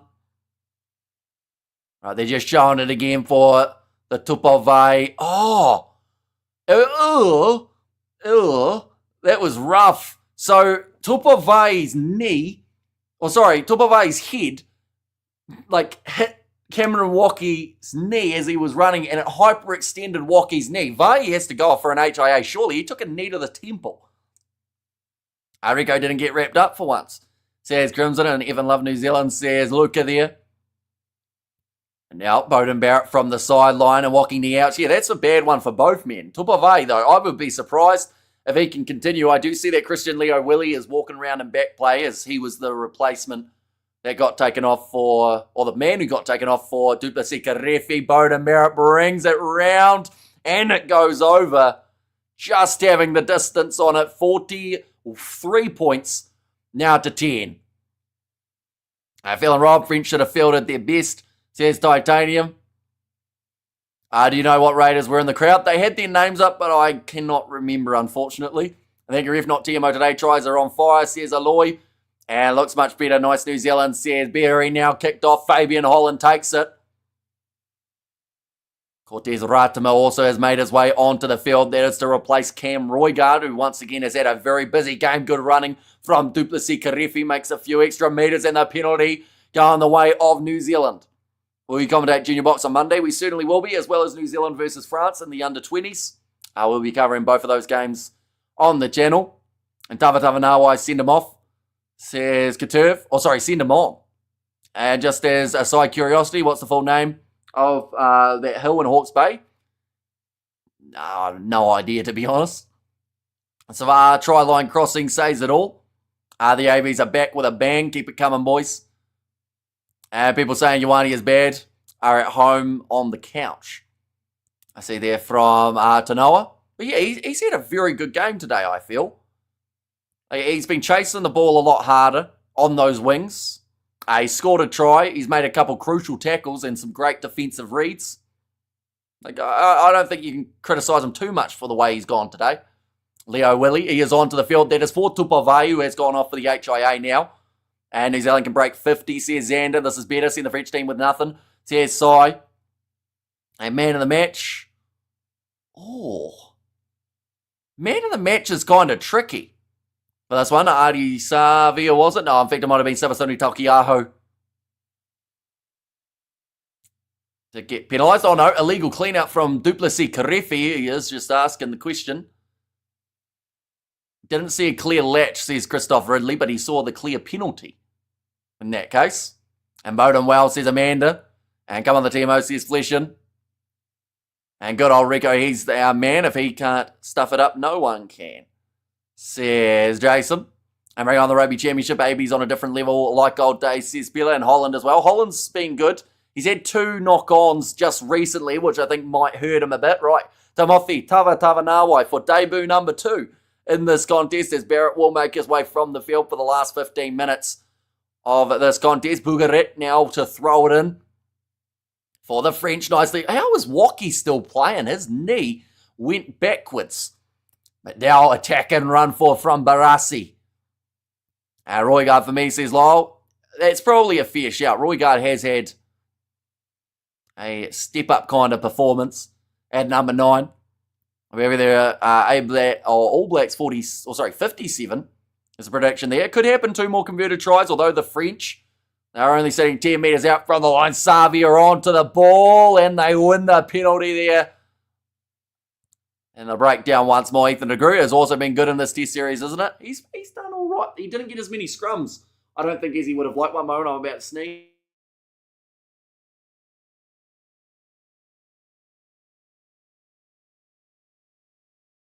There we go. I think they're just talking about Artie Savia as the most tries as a forward for the All Blacks now.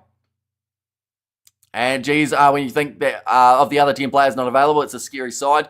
So here's Godzone. Yeah, just over the ball straight away. Artie Savia has had a captain's kind of effort out there on the field too. Certainly up there in the man of the match contenders. And let's go the All Blacks. Keep carving the French, says Aloy. Now thrown in, Simasoni Taokiao, not straight. Straight enough though. Says Christoph Ridley. Now still rolling ball, trying to move forward. Talfa Fanua through the middle, knock on the ground from Tolkiaho. And France had the ball for a second, but they will now go back for a French scrum. What is happening? It is a French scrum. Rico, you are amazing, says Dalmain. Did you sneeze? I did sneeze. And Waki got that Chewbacca type strength. Well, he just, the knee didn't do what it should have. And he was fine. He's got back up, got a little bit of extra tape and said, yeah, I'm a replacement. I guess I have to stay out here and stay in the moment. ABs keep going. And 57 All Blacks, says Meandre in there as well. But just the 13 minutes remaining on the clock. What has been a very different game to the first match. New Zealand a lot more clinical throughout this fixture. And also we have got there that South Island 4-point last week and an Argentinian loss, says Mr. Orlin. And also things are not going well for the Northern Hemisphere teams this weekend, says Andeli, although the weekend is still young. I think the biggest victory of that last weekend would have been England getting that big win over Argentina in Argentina. Now backline Hastoy. It's gone backwards again. There Garrick. Can't quite get through. Cortez Ratima puts the hit on him and Talfa Fanua just flattens him. Lions will win, says Lyle. And need to reach 60, says Easy Grooves. What is weird, didn't New Zealand talk all lots of trash for last week, and it was a tough game, says Big Rig Joe. I think that the New Zealand public talked trash. The New Zealand side from the get-go said this is still going to be a very tough series. They've probably done a lot better in this game than they anticipated. Will Jordan now getting that ball just out from his own goal line, puts the pass on the outside to Damien McKenzie, who's also made his way on. Now counter-attacking here for the All Blacks. Duplessis, Karefi running it at Malay. It's always busy. Ratima pops it up to Will Jordan. Pace Beard Show gets through Talfa Fanua. Tries the offload. Karefi is there. And now moving up to the halfway line. Ratima goes to Timothy. Tava Nawai tries to kick him on. He might get a 50-22 here. The Highlanders representative, I should say. Astoy inside the in-goal area.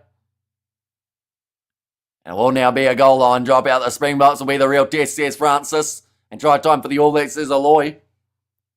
Yeah, Tava Nawai. I have no idea how that ball just rolled perfectly straight almost the whole way to the goal line. Oh, taking it quickly there for France. No replays available. Now 10 metres out. Billy Proctor, low tackle. Did someone get blocked? Sears Barnes. I'd have no idea. If a moderator blocks someone, they might have. I have my hands down on me lap. That sounds a bit weird. And Al Hastoy now gets the clearing kick away. Oh, did McKenzie walk that one into touch there? No, they've said it's not out. Okay, going to be play on. I think Tavatavanawa, and the penalty goes the way of France.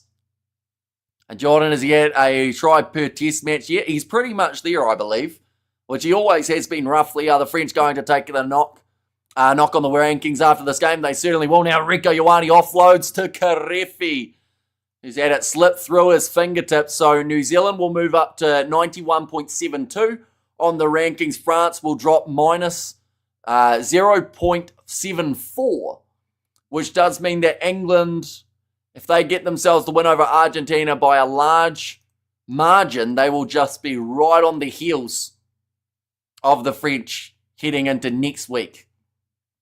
I always block people who support France, and Kiwi Cindy has said, good on you, All Blacks. I can't watch this game. The ref is extremely poor, says KZ Smith. So which part of the refereeing do you not like in that regard? Is it some of the decisions in the breakdown? Is it the knock-ons? Is it the TMO? What is it that you're specifically looking at? 12 minutes to go. Time for one more try, says David. I just showing the next game that is coming up. It will be the AUNZXB taking on the British and Irish Lions at Adelaide Oval. As Barrett off for McKenzie. Yep, I believe they did take Bowden Barrett off, which does mean that there is no Barrett on the field at the moment. Rieko is allergic to breaking tackles, says Crimson. He didn't have to break the tackle in his last try, did he? Assuming that this is a 3-T series. Yep, they've got one more match to come next week at FMG Stadium. Now ball's gone in. Ligaric. In fact, they have decided to take Ligaric off of the field, so it is actually going to be Dabanya as a number 22 kicked him behind from France. McKenzie retreating, but they do have Rieko Ioane at the back. Goes across to McKenzie. Lot of pressure coming in from France. 5 players all trying to get that ball, but well protected by the All Blacks. And they kept us Barrettless, says, was there from David. And player of the match, I'd probably give it to either Roygaard, Savia, or Holland. Yeah, to be fair, even Rieko might be up there for man of the match contender for this match. Ian Foster needs to be coached. Ian Foster will be coach of the AUNZXV, taking on the British and Irish Lions in only around an hour and 20 minutes' time. Hospital pass by Rieko, says Crimson. It wasn't that bad. It was just more so that they held on to it for a little bit too long, but well protected in the breakdown. You really don't like Rieko, do you, Crimson? Did he do something to you, Paz? Did your girlfriend cheat on him? Or cheat on you with him? Maybe. It's weird, though, because, like, it's done some good things, but you're still right on his balls. Now going off to the right-hand side. Chance here. Nabanya.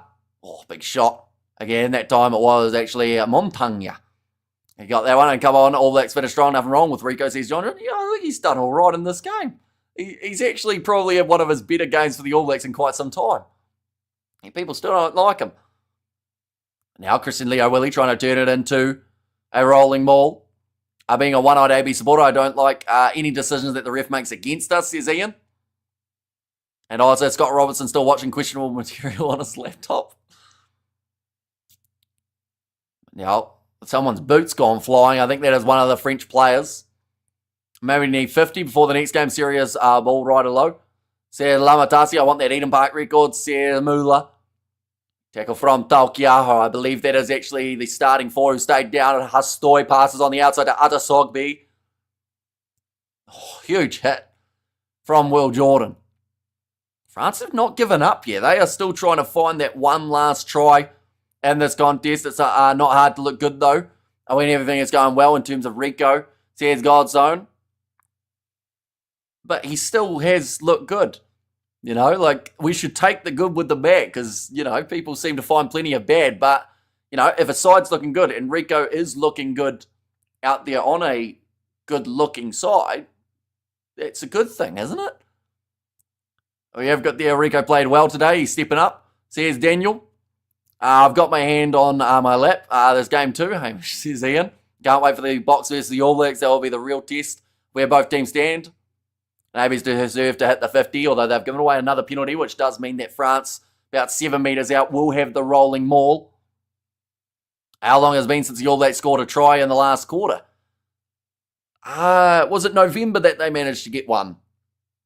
I believe, because they did have a bit of a streak where they couldn't score any points in the last 20 minutes. Kiwi in UK, riding my bike in the sunshine, listening to your commentary, thanks so much. Says it was Tabla Tom, no worries at all. We are going to be live for the match between AUNZ versus British and Irish Lions, as well as South Africa versus Italy. How do you think our forwards got on tonight? They showed a lot more grit in those breakdowns and muscled up a little bit more, because France in the last match did get 7 turnovers in those breakdowns, whereas this game, I want to say they're on about 4. We have got the going on form of South Africa. We want to have a show. Although South Africa did look a bit rusty up against Italy too, which is why Rassi made about 15 changes to his side. He said, "Nut, you boys didn't quite do it, so we'll see if someone else can." Now going off to Taufifenua. Oh my goodness, Damian McKenzie just got hit, and it sounded so hard. It was like a to Damian. I think it was his face that made that noise. They will go back for the original penalty. Is McKenzie conscious underneath all this? Where is he? Is McKenzie up, or is he still lying down? I'm not sure, but that was a really bad sounding collision. Sounded like someone clapping there. Oh no, McKenzie's fine. He's going, his shoulder's a bit sore, but I'm all right. We have got there. What is Karifi doing? Says poor boy. And also finished strong, ABs, says Katurvi. Penalties conceded 8 against the All Blacks, 5 more than they had in the last contest. 52% of possession, 10% less. Arica's defence is underrated, says DJ. And this is the AB supporter. Yeah, the boys make 50, please. Seeing that there, Taufifenua. He was slowed down by Timothy Tavatavanawa, but McKenzie went flattened in that one, but still wanted to get up and have another crack. Now Bugarit.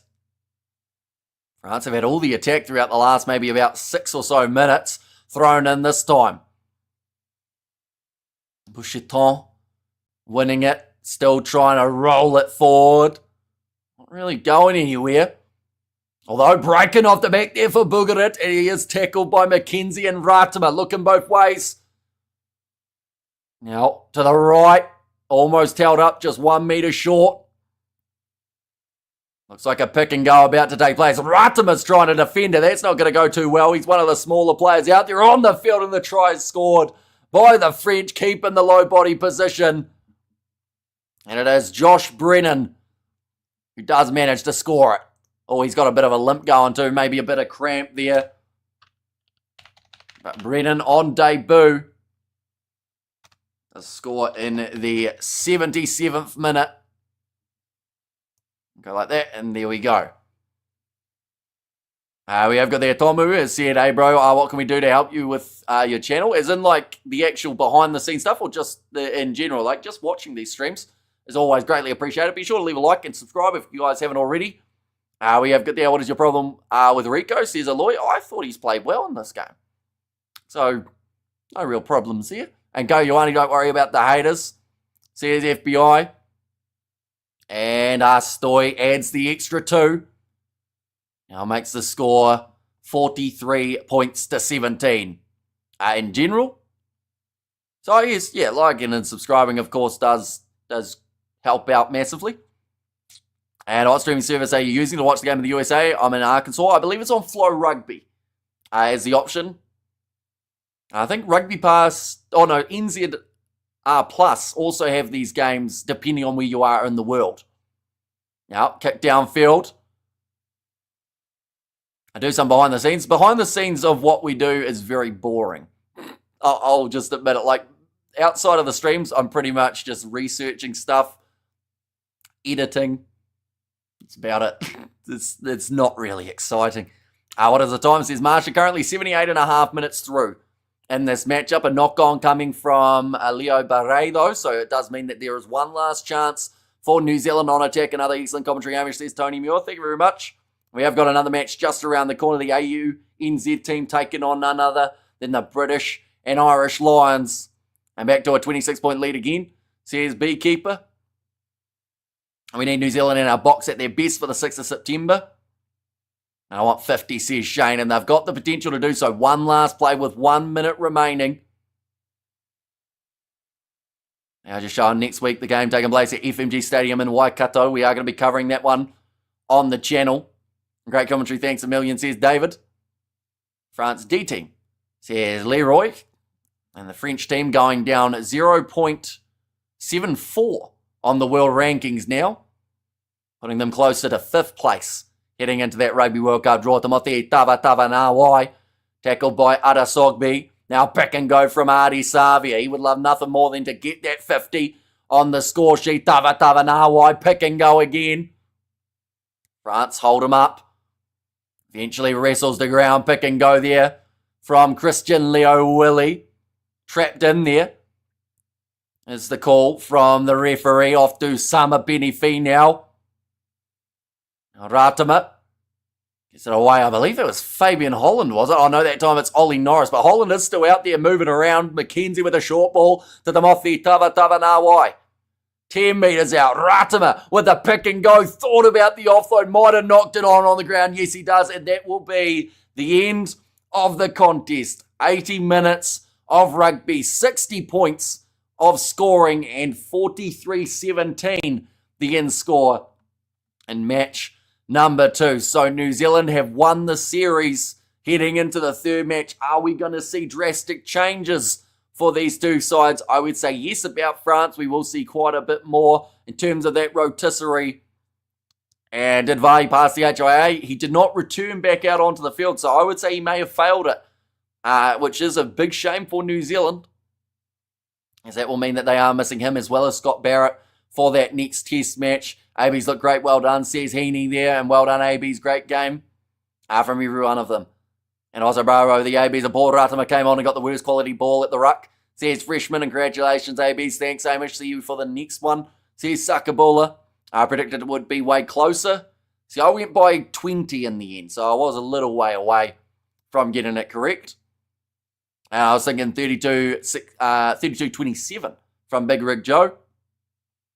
But the All Blacks scored 4 tries in the first half. And in the end, second half was actually the same points for these two sides, 14-14. I think you saw Sir, says Tanoa.